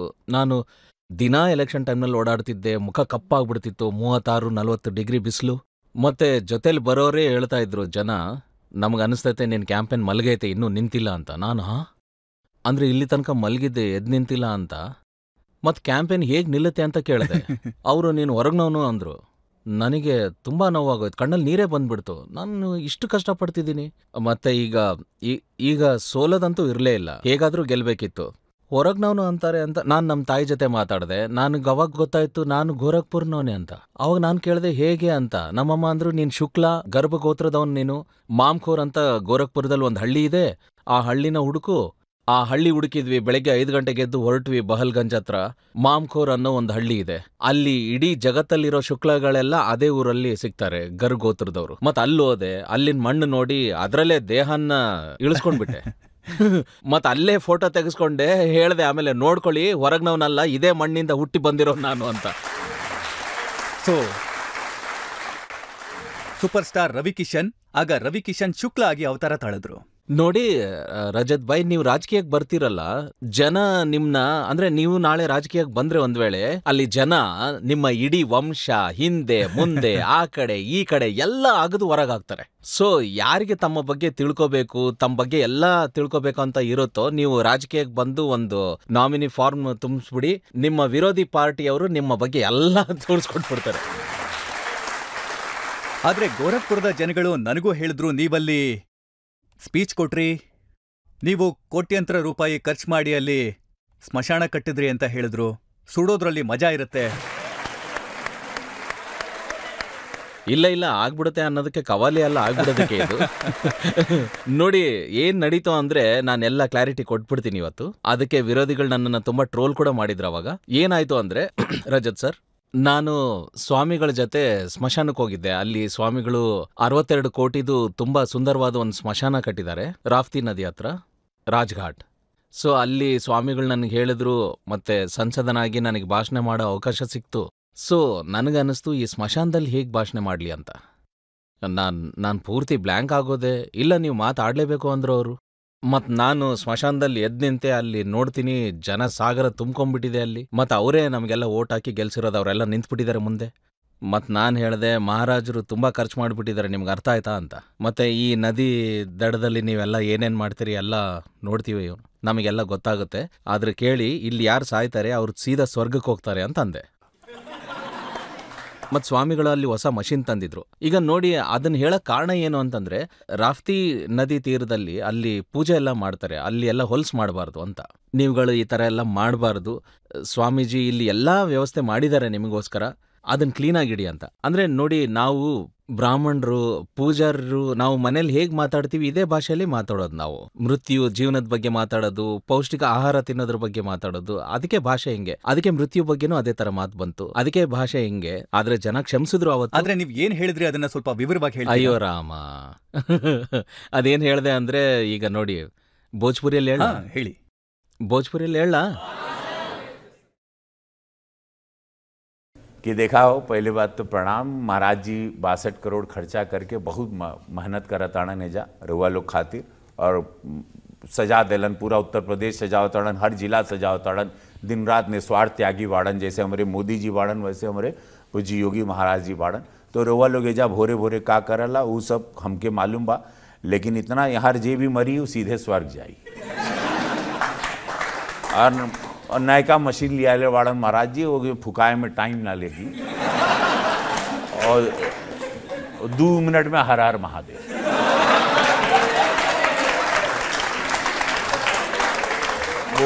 वो हाँ, जो पैखाना करेगा वो नर्क में जाएगा, जो पैखाना नहीं करेगा स्वर्ग में जाएगा। ಸೊ ಹಿಂಗೆ ಅಂದ್ರೆ ವಿಷಯ ಏನಂದ್ರೆ ಅರ್ಥ ಆಗ್ತಿದ್ಯಾ? ಸ್ವಚ್ಛತೆ ಬಗ್ಗೆ ಮಾತಿತ್ತು. ಆದ್ರೆ ನೀವ್ ಅದನ್ನ ಹೇಳ್ತಿದ್ದಾಗ ಸೊ ನಾನ್ ನೋಡ್ದೆ ಯೋಗಿಜಿ ನಕ್ಕು ನಕ್ಕು ಸುಸ್ತಾಗ್ತಾ ಇದ್ರು. ಅವ್ರು ಅಷ್ಟೊಂದು ನಕ್ಕಿದ್ದನ್ನ ನಾವ್ ಯಾವತ್ತೂ ನೋಡಿರ್ಲಿಲ್ಲ. ಸ್ವಾಮೀಜಿಗೆ ಭೋಜ್ಪುರಿ ಭಾಷೆ ಅಂದ್ರೆ ತುಂಬಾ ಪ್ರೀತಿ. ಇನ್ನೊಂದಂದ್ರೆ ಇಂಥ ಮಾತುಗಳು ಅಂದ್ರೆ ನಾನು ಪೊಲಿಟಿಕಲ್ ಆಗಿ ಮಾತಾಡಕ್ ಬರಲ್ಲ. ರಜತ್ಜಿ, ನಾನೊಬ್ಬ ಕಲಾವಿದ, ಇದೇ ತರನೇ ಮಾತಾಡೋದು ನಾನು. ಈ ದೇಶ ನನಗೆ ಪ್ರೀತಿ ಕೊಟ್ಟಿರೋದು ಯಾಕೆ ಅಂದ್ರೆ ನಾನು ಈ ತರ ಇರೋದಕ್ಕೆ. ನಾನೇನಾದ್ರೂ ತೋರ್ಸ್ಕೊಳಕ್ ಮಾತಾಡಿದ್ರೆ ದೇಶ ನನಗೆ ಪ್ರೀತಿ ಕೊಡಲ್ಲ. ಯಾವಾಗ್ಲೂ ನೋಡ್ತಿರ್ತೀವಿ, ನೀವು ಯೋಗಿಜಿ ಅವರ ಕಿವಿನಲ್ಲಿ ಏನಾದ್ರೂ ಹೇಳ್ತಾನೆ ಇರ್ತೀರಾ. ಏನ್ ಹೇಳ್ತಿರ್ತೀರಾ ನೀವು ಅವರಿಗೆ? ಹ್ಯಾಂಗದಿರ್ರಿ ಮಹಾರಾಜರೇ, ಮತ್ತ ಅಂದ್ರೆ ಭೋಜ್ಪುರಿಯಲ್ಲಿ ಮಾತಾಡ್ತೀವಿ ನಾವು. ಮೊದಲನೇ ಸಲ ಎಲ್ರಿಗೂ ಹೇಳ್ತಾ ಇದ್ದೀನಿ ನಾನು ಈ ಪ್ರೋಗ್ರಾಮ್ನಲ್ಲಿ, ಆಪ್ಕೆ ಅದಾಲತಲ್ಲಿ ನಾನು ಯಾವಾಗ್ಲೂ ಏನೇ ಮಾತಾಡ್ಲಿ ಅವ್ರ ಜೊತೆ ಭೋಜ್ಪುರಿಯಲ್ಲೇ ಮಾತಾಡ್ತೀನಿ. ಅವರಿಗೆ ತುಂಬಾ ತುಂಬಾ ಇಷ್ಟ, ಮಹಾರಾಜರಿಗೆ ತುಂಬಾ ಪ್ರೀತಿ ಭೋಜ್ಪುರಿ ಅಂದ್ರೆ. ನೀವ್ ಅವ್ರಿಗೆ ಹೇಳ್ತೀರಾ ನಿಮ್ಮ ಬುಲ್ಡೋಸರ್ ನನಗೆ ತುಂಬಾ ಇಷ್ಟ ಅಂತ? ನೋಡಿ, ನಾನು ಇಷ್ಟೊಂದು ಶೂಟಿಂಗ್ ಮಾಡಿದ್ದೀನಿ, ಪ್ರತಿ ಜಿಲ್ಲೆಗೂ ಹೋಗ್ತಿರ್ತೀನಿ, ತುಂಬಾ ಭೋಜ್ಪುರಿ ಫಿಲ್ಮ್ಸ್ ಮಾಡಿದ್ದೀನಿ ನಾನು ಇಲ್ಲಿ ಹೆಣಗಳ ರಾಶಿನೂ ನೋಡಿದ್ದೀನಿ, ನಾನು ಅಲ್ಲೇ ರಾಮ್ಗಢದ ಹೊಳೆಯಲ್ಲಿ ಹೆಣಗಳು ತೇಲಾಡೋದನ್ನು ನೋಡಿದ್ದೀನಿ, ನಾನು ಕೊಲೆಗಳಾಗೋದನ್ನು ನೋಡಿದ್ದೀನಿ, ಗನ್ ಶಾಟ್ಗಳನ್ನು ನೋಡಿದ್ದೀನಿ, ನಾನಲ್ಲಿ ರಂಗ್ದಾರಿ ತಗೊಳ್ಳೋದು ನೋಡಿದ್ದೀನಿ, ಜನಗಳು ಬಂದೂಕ್ ಹಿಡ್ಕೊಂಡು ಓಡಾಡೋದನ್ನು ನೋಡಿದ್ದೀನಿ ಆವಾಗಿನ ಕಾಲದಲ್ಲಿ. ಮತ್ತು ಅದೇ 2017 ಆದ್ಮೇಲೆ ಅಂದ್ರೆ ಸ್ವಾಮೀಜಿ ಬಂದಾಗ, ಮತ್ತು ಅದಾದ್ಮೇಲೆ ಕಾನೂನು ವ್ಯವಸ್ಥೆನ ನಿಯಮನ ಹೇಗೆ ನಡೆಸ್ತಿದಾರೋ ಡಬಲ್ ಇಂಜಿನ್ ಸರ್ಕಾರ ಜೊತೆ ಸೇರ್ಕೊಂಡು, ಇವತ್ತು ಇಲ್ಲಾಂದ್ರೆ 4 ಜಿಲ್ಲೆನೂ ಒಂದೊಂದು ಮಾಫಿಯಾ ನಡೆಸ್ತಿದ್ರು UPಯಲ್ಲಿ. ಮತ್ತೆ ಫಿಲ್ಮಲ್ಲೂ ನಾವು ಯಾವಾಗ್ಲೂ ಅದನ್ನೇ ತೋರಿಸ್ತೀವಿ, ಗನ್ ಹೊಡಿತಾ ಇದ್ದಾರೆ, ರೈಫಲ್ ಓಡಿಸ್ತಿದ್ದಾರೆ ಅಂತ. ಈಗ ಯಾರಿಗೂ ಆ ಧೈರ್ಯನೇ ಇಲ್ಲ. ಸೊ ಈ ಬುಲ್ಡೋಸರ್ ಯಾಕಂದ್ರೆ, ನೀವು ಸಮಾಜದ ಅಕ್ಕ ತಂಗಿರನ್ನೇ ಹೆದರ್ಸ್ತೀರಾ, ನೀವು ರಂಗ್ಧಾರಿ ವಸೂಲಿ ಮಾಡ್ತೀರಾ, ಹತ್ಯೆ ಮಾಡ್ತೀರಾ, ಮಕ್ಕಳನ್ನ ಹೆದರ್ಸ್ತೀರಾ, ಜನಗಳಲ್ಲಿ ಸಮಾಜದಲ್ಲಿ ಒಂದು ಭಯ ಸೃಷ್ಟಿ ಮಾಡ್ತೀರಾ ಅಂದ್ರೆ ಗ್ಯಾರಂಟಿ ಬುಲ್ಡೋಸರ್ ಬರುತ್ತೆ, ನಿಮ್ಮನ್ನ ಖಂಡಿತ ಮಣ್ಣಲ್ಲಿ ಮಣ್ಣು ಮಾಡ್ಲಾಗುತ್ತೆ. ಮತ್ ಸ್ವಾಮೀಜಿ ಏನ್ ಹೇಳ್ತಾರೋ ಅದನ್ ಮಾಡ್ತಾರೆ. ಮಣ್ಣಲ್ಲಿ ಮಣ್ಣು ಮಾಡ್ತೀನಿ ಅಂದ್ರೆ ಅವ್ರು ಮಣ್ಣಲ್ಲಿ ಮಣ್ಣು ಮಾಡ್ತಾರೆ. ಅದಕ್ಕೆ ನೀವು ಆ ಡೈಲಾಗ್ ಹೇಳಿದ್ದಲ್ವಾ, ಉರ್ದಿರೋದನ್ನ ಬೂದಿ ಅಂತಾರೆ ಅಂತ. ಅದಕ್ಕೆ ಅಂದೆ ನಾನು ಆ ಡೈಲಾಗ್. जली को आग कहते हैं, जली को आग कहते हैं, बुझी को राख कहते हैं, और ये राख से बनल बारूद को योगी आदि।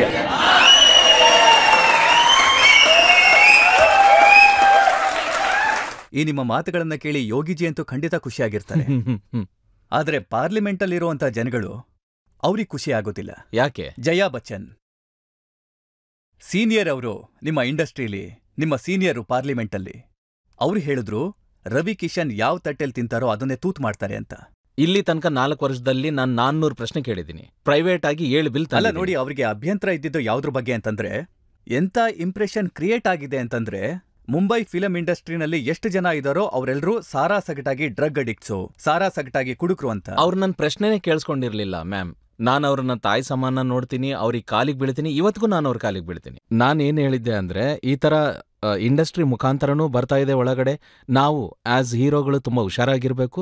ಮತ್ ನಾನು ಪಂಜಾಬ್ ಕಡೆಯಿಂದ ಡ್ರಗ್ಸ್ ಇಂಪೋರ್ಟ್ ಆಗೋ ಬಾರ್ಡರ್ ಪಾಯಿಂಟ್ಗಳ ಬಗ್ಗೆ ಮಾತಾಡ್ತಾ ಇದ್ದೆ. ಮತ್ತು ಅವರು ಅದಕ್ಕೆ ರಾಜ್ಯಸಭಾ ಮುಖಾಂತರ ನನಗೆ ಉತ್ತರ ನೀಡಿದ್ರು. ಇವತ್ತು ನಾನು ಕ್ಲಿಯರ್ ಮಾಡಿಬಿಡ್ತೀನಿ, ಯಾಕಂದ್ರೆ ನಿಮ್ಮ ಈ ಪ್ರೋಗ್ರಾಮ್ ಮುಖಾಂತರ ಎಲ್ಲ ಕ್ಲಿಯರ್ ಆಗುತ್ತೆ. ಅವರು ಅದನ್ನ ತಪ್ಪಾಗಿ ತಿಳ್ಕೊಂಡ್ರು. ನಾನು ಬೇರೆ ಏನೋ ಅಂದಿದ್ದೆ. ನಾನು ಅದನ್ನ ಬಾಲಿವುಡ್ಗೆ ಜೋಡಿಸಿ ಯಾಕೆ ಹೇಳಿದೆ ಅಂದ್ರೆ, ಹೀರೋಸ್ ಕೂಡ ತುಂಬಾ ಹುಷಾರಾಗಿರ್ಬೇಕು. ಇರ್ಲಿ, ನಾನು ರಜತ್ಜಿ ನಾನು ಏನು ಹೇಳಿದ್ದೆ ಅಂದ್ರೆ ಇವತ್ತಿಗೂ ಅದನ್ನೇ ಹೇಳ್ತಾ ಇದ್ದೀನಿ. ಇವತ್ತಿಲ್ಲಿ ನಿಮ್ಮ ಪ್ರೋಗ್ರಾಮ್ ಅಲ್ಲಿ ಆಪ್ಕೆ ಅದಾಲತಲ್ಲಿ ಹೇಳ್ತಿದ್ದೀನಿ. ಎಸ್, ಒಂದು ತಟ್ಟೆಯಲ್ಲಿ ಡ್ರಗ್ಸ್ ಇದ್ರೆ, ಆ ತಟ್ಟೆಯಲ್ಲಿ ಹೊಲ್ಸು ವಸ್ತುಗಳಿದ್ರೆ ನಾನು ಆ ತಟ್ಟೆಗೆ ತೂತ್ ಮಾಡೇ ಮಾಡ್ತೀನಿ. ನೀವೊಂದು ಬಿಲ್ ತಗೊಂಡ್ ಬಂದಿದ್ದೀರಾ ಜನಸಂಖ್ಯಾ ನಿಯಂತ್ರಣದ ಮೇಲೆ, ಪಾಪ್ಯುಲೇಷನ್ ಕಂಟ್ರೋಲ್ ಮೇಲೆ. ಮತ್ತೆ ಸ್ವತಃ ನಿಮಗೆ ಎಷ್ಟು ಮಕ್ಕಳಿದ್ದಾರೆ ಅನ್ನೋದನ್ನ ಮರ್ತೇ ಬಿಟ್ರಿ. ನನಗೆ 4 ಮಕ್ಕಳಿದ್ದಾರೆ. ಸೊ ನೀವಂತೂ ಮಾಡ್ಕೊಂಡ್ಬಿಟ್ರೆ ಬೇರೆಯವರನ್ನ ತಡೀತಾ ಇದ್ದೀರಾ.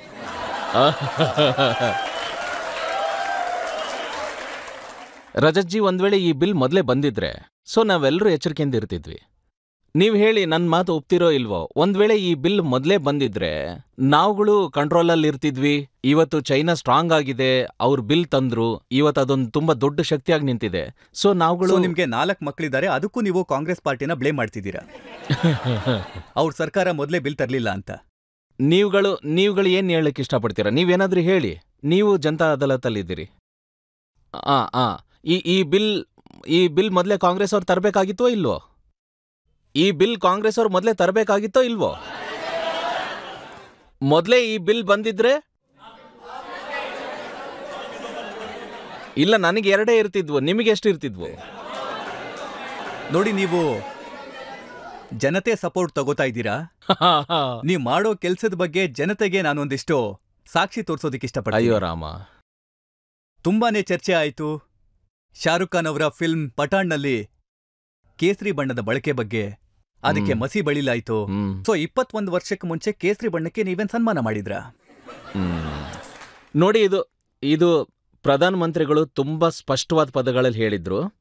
ಇಂಥ ಯಾವುದೇ ಟಿಪ್ಪಣಿಗಳಿಂದ ಸಂಸದರು, ಭಾರತೀಯ ಜನತಾ ಪಾರ್ಟಿ ಜನ ದೂರ ಇರಬೇಕು ಅಂತ ನೀವುಗಳು ಕೇಳಿಸ್ಕೊಂಡಿರ್ಬೋದು. ಪಠಾಣ್ ರಿಲೀಸ್ ಆಗೋಕ್ಕೂ ಮುಂಚೆನೆ ಪ್ರಧಾನಮಂತ್ರಿ ಮೋದಿಜಿ ಅವರಿಂದನೂ ಹೇಳಿಕೆ ಬಂದಿತ್ತು. ಪೂಜ್ಯ ಯೋಗಿ ಮಹಾರಾಜರು ಮುಂಬೈಗೆ ಹೋಗಿದ್ರು, ಅಲ್ಲಿ ಕೂಡ ಅವರು ಅದನ್ನೇ ಹೇಳಿದ್ರು. ಫಿಲ್ಮ್ ಉದ್ಯಮ ಒಂದು ವ್ಯವಹಾರ ಆಗಿದೆ, ತುಂಬಾ ಜನರಿಗೆ 2 ಹೊತ್ತಿನ ಊಟ ಕೊಡ್ತಿದೆ, ಮತ್ತೆ ಇದನ್ನ ವ್ಯವಹಾರ ತರಾನೇ ನೋಡ್ಬೇಕು. ಸಿನಿಮಾ ಇಂಡಸ್ಟ್ರಿಯವರು ಒಂದು ಸಂಸ್ಕೃತಿಯ ಇತಿಮಿತಿಯಲ್ಲಿರ್ಬೇಕು. ದೇಶದ ವಿರುದ್ಧ ಯಾವುದೇ ಸಿನಿಮಾಗಳನ್ನ ಮಾಡಬಾರ್ದು, ಯಾವುದೇ ಸಂಸ್ಕೃತಿ ಸಂಸ್ಕಾರದ ವಿರುದ್ಧ ಸಿನಿಮಾ ಮಾಡಬಾರ್ದು.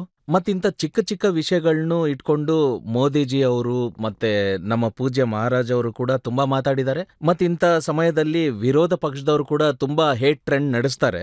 ಪಠಾಣ್ ಸಿನಿಮಾದು ನೀವು ಓಪನಿಂಗೂ ನೋಡಿದ್ರಿ, 1,000 ಕೋಟಿಯ ಬಿಸ್ನೆಸ್ಸೂ ನೋಡಿದ್ರಿ. ಸೊ ಬಿಜೆಪಿ ಯಾವುದೇ ಬಾಲಿವುಡ್ ಅಥವಾ ಸಿನಿಮಾದ ವಿರುದ್ಧ ಇಲ್ವೇ ಇಲ್ಲ. ಸೊ ಈಗ ಯಾರು ಯಾವ ಕಲರ್ ಬಿಕಿನಿ ಹಾಕೊಂಡ್ರು ಸಮಸ್ಯೆ ಆಗಲ್ಲ. ಈ ಮಾತು ಯಾರು ತೆಗೆದ್ರು, ಯಾವಾಗ ತೆಗೆದ್ರು, ಇವತ್ತಿನವರೆಗೂ ಯಾರಿಗೂ ಅರ್ಥನೇ ಆಗಿಲ್ಲ. ಬಣ್ಣಕ್ಕೆ ಸಂಸ್ಕೃತಿ ಸಂಸ್ಕಾರನ ಜೋಡಿಸೋದು ಯಾರಿಗೆ ಆಗ್ಲಿ ಇದರಲ್ಲಿ ತುಂಬಾನೇ. ನೋಡಿ, ವಿರೋಧಿಗಳಿಗೆ ನಮ್ ವಿರುದ್ಧ 19ರಲ್ಲೂ ಸೋಲ್ ಕಂಡಿದ್ರು, 24ರಲ್ಲೂ ಸೋಲ್ ಕಾಣ್ತಿದೆ. ಈಗ ಅವರೆಲ್ಲರೂ ಸೇರ್ಕೊಂಡು ನಮ್ಮ ಟ್ವಿಟರ್ ಹ್ಯಾಂಡಲ್ಸ್ನೇ ಗುಮಾಯಿಸಿ ಇಲ್ಲ ಅದೇ ಹೆಸರುಗಳನ್ನ ಬಳಸ್ಕೊಂಡು ಇಟ್ಕೊಂಡು ಆಟನೂ ಆಡ್ತಿದ್ದಾರೆ. ಈ ಹೇಟ್ ಟ್ರೆಂಡಿಂಗ್ ಅಲ್ಲಿ ಸುಮಾರು ಜನ ವಿರೋಧ ಪಕ್ಷದವ್ರದ್ದು ಆಟನೂ ಇದೆ. ನೀವು ನೋಡ್ತಾ ಇರ್ಬೋದು. ಬಿಜೆಪಿ ರಾಹುಲ್ ಗಾಂಧಿ ಅವರು ಹೇಳ್ತಾ ಇದ್ದಾರೆ ಲೋಕತಂತ್ರದ ಕತ್ ಹಿಸಕ್ತಾ ಇದ್ದಾರೆ ಅಂತ. ಲಂಡನ್ಗೆ ಹೋಗಿ ಯುರೋಪಿಯನ್ ಜನಗಳ ಮುಂದೆ ಹೇಳಿದ್ದಾರೆ. ನೀವು ಸ್ವಲ್ಪ ನೋಡಿ ಹೊರಗಡೆ ಏನ್ ನಡೀತಿದೆ ಅಂತ. ತುಂಬಾ ದುಃಖ ಆಯ್ತು ರಜತ್ಜಿ. ಈಗ ನೋಡಿ, ಇದು ರಾಹುಲ್ ಜಿ ಅವರು ಪ್ರಧಾನ ಮಂತ್ರಿ ಅವ್ರ ಬಗ್ಗೆ ಹೇಳಿದ್ರು, ತುಂಬಾ ಅನುಚಿತವಾದ ಮಾತಾಡಿದ್ರು. ಈಗ ಅವರಿಗೆ ನೀವೇ ನೋಡ್ತಿರ್ಬೋದು, ಗುಜರಾತ್ ಕೋರ್ಟ್ ಅಲ್ಲಿ ಅವ್ರಿಗೆ 2 ವರ್ಷದ ಶಿಕ್ಷೆನೂ ಕೊಡ್ಲಾಯ್ತು. ಯಾಕಂದ್ರೆ ಅವರು ಹೇಳಿದ್ರು ಕಳ್ರ ಹೆಸರೆಲ್ಲ ಮೋದಿ ಅಂತ ಯಾಕಿರತ್ತೆ ಅಂತ. ಅವಾಗ್ಲೂ ಬಿಜೆಪಿ ಅವ್ರು ಏನು ಅನ್ಲಿಲ್ಲ, ನಮ್ ಪ್ರಧಾನ ಮಂತ್ರಿ ಅವರು ಏನು ಅನ್ಲಿಲ್ಲ, ಯಾರೂ ಏನ್ ಮಾತಾಡ್ಲಿಲ್ಲ. ಆದ್ರೆ ನೀವು ದೇಶದ ಬಗ್ಗೆ, ಭಾರತದ ಬಗ್ಗೆ, ಈ ವಿರಾಟ ಭಾರತದ ಬಗ್ಗೆ, ಈ ಹೊಸ ಭಾರತದ ಬಗ್ಗೆ ವಿದೇಶಿ ವೇದಿಕೆ ಮೇಲೆ ನಿಂತು ತಪ್ಪು ಮಾತಾಡಿ ಅವ್ರ ಬೆಂಬಲ ಕೇಳ್ತಿದ್ದೀರಾ. ಈ ದೇಶನ ಮುರಿಯೋ ರಾಜಕೀಯ, ಈ ವಿರೋಧಿ ಮಾತುಗಳನ್ನ ಈ ದೇಶ ಸಹಿಸ್ಕೊಳ್ಳಲ್ಲ, ಸುಮ್ನಿರಲ್ಲ. ಅದಕ್ಕೆ ನಾವು ಅವ್ರನ್ನ ಕೇಳ್ಕೋತೀವಿ, ಅವರು ಕ್ಷಮೆ ಕೇಳಲೇಬೇಕು. 135 ಕೋಟಿ ಜನರಿಗೆ ರಾಹುಲ್ ಜಿ ಕ್ಷಮೆ ಕೇಳಲೇಬೇಕು. ದೇಶದ ವಿರುದ್ಧವಾಗಿ ನೀವು ದೇಶದೊಳಗೆ ಏನ್ ಬೇಕಾದ್ರೂ ಮಾತಾಡಿ, ನೀವು ನಿಮ್ ದೇಶದಲ್ಲಿ ಎಷ್ಟು ಬೇಕಿದ್ರು ಏನ್ ಬೇಕಾದ್ರೂ ಮಾತಾಡಿ, ಯಾರಿಗೇನಾದ್ರೂ ಅನ್ನಿ. ಆದ್ರೆ ವಿದೇಶಕ್ಕೆ ಹೋಗಿ ಈಗ ಈ ಹೊಸ ಭಾರತಕ್ಕೆ, ಮೋದಿಜಿ ರೆಪ್ರೆಸೆಂಟ್ ಮಾಡ್ತಿರೋ ಭಾರತಕ್ಕೆ ಅದ್ರ ವಿರುದ್ಧವಾಗಿ ಒಂದು ಶಬ್ದನೂ ಮಾತಾಡಬಾರ್ದು ನೀವು.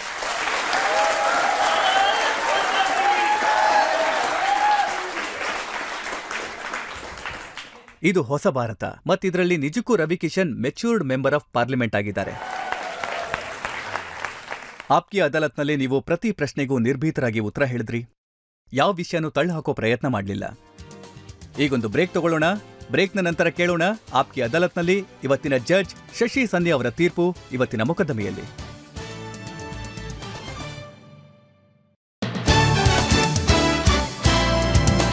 Welcome back. ಆಪ್ಕಿ ಅದಾಲತ್ನಲ್ಲಿ ಇವತ್ತು ನಾವು ಮೊಕದ್ದಮೆ ನಡೆಸಿದ್ದು ಅಭಿನೇತಾಯಿಂದ ನೇತಾ ಆದಂತ ರವಿ ಕಿಶನ್ ಅವರ ಮೇಲೆ. ನಾವು ಅವರನ್ನ ಕೇಳಿದ್ವಿ ಅವರ ಸಂಘರ್ಷದ ಬಗ್ಗೆ, ಅವರ ಆರೋಗ್ಯನ್ಸ್ ಬಗ್ಗೆ, ಅವರ ಆಡಳಿತದ ಬಗ್ಗೆ, ಅವರ ಅಫೇರ್ಸ್ ಬಗ್ಗೆನೂ. ಮತ್ತೀಗ ಆಪ್ಕಿ ಅದಾಲತ್ನಲ್ಲಿ ಇವತ್ತಿನ ಜಡ್ಜ್ ಜನಪ್ರಿಯ ಪತ್ರಕರ್ತೆ ಶಶಿ ಸನ್ನಿ ಅವರ ತೀರ್ಪು ಕೇಳೋ ಸಮಯ.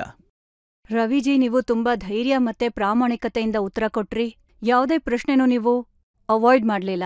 ಬಹುಶಃ ಇದೇ ನಿಮ್ಮ ಅತಿ ದೊಡ್ಡ ಸ್ಟ್ರೆಂತ್ ಇರ್ಬೋದು. ಮತ್ತೆ ನೀವು ಕೋರ್ಟಲ್ಲಿ ಇನ್ನೂ ಒಂದು ಪ್ರೂವ್ ಮಾಡಿದ್ರಿ, ಎಂಟರ್ಟೈನ್ಮೆಂಟ್ ಜಗತ್ತಲ್ಲಿ ನೀವು ತುಂಬಾ ದೊಡ್ಡ ಸೂಪರ್ ಸ್ಟಾರ್ ಅಂತ.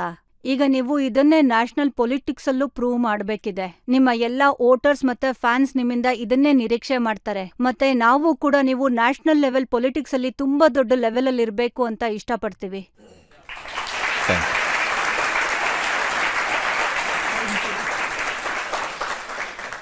ಇದೇ ಭರವಸೆಯೊಂದಿಗೆ, ಇದೇ ವಿಶ್ವಾಸದೊಂದಿಗೆ ರವಿ ಕಿಶನ್ ಅವರು ಇದೇ ತರದಲ್ಲೇ ಜನಗಳನ್ನ ಎಂಟರ್ಟೈನ್ ಮಾಡ್ತಾ ಇರ್ಲಿ, ಜನಗಳ ಮನಸ್ಸನ್ನ ಗೆಲ್ತಾ ಇರ್ಲಿ, ಮತ್ತೆ ರಾಜಕೀಯದಲ್ಲಿ ತಮ್ಮದೇ ಆದಂತ ದೊಡ್ಡ ಸ್ಥಾನ ಗಳಿಸ್ಕೊಳ್ಳಿ ಅಂತ ಇವತ್ತಿನ ಮೊಕದ್ದಮೆ ಇಲ್ಲೇ ಮುಗಿಸ್ತಾ ಇದ್ದೀವಿ. ನಮ್ಮ ಮುಂದಿನ ಭೇಟಿ ಮುಂದಿನ ವಾರ ಮತ್ತೊಬ್ಬ ಹೊಸ ವ್ಯಕ್ತಿಯೊಂದಿಗೆ. ಅಲ್ಲಿವರೆಗೂ ನಮಸ್ಕಾರ.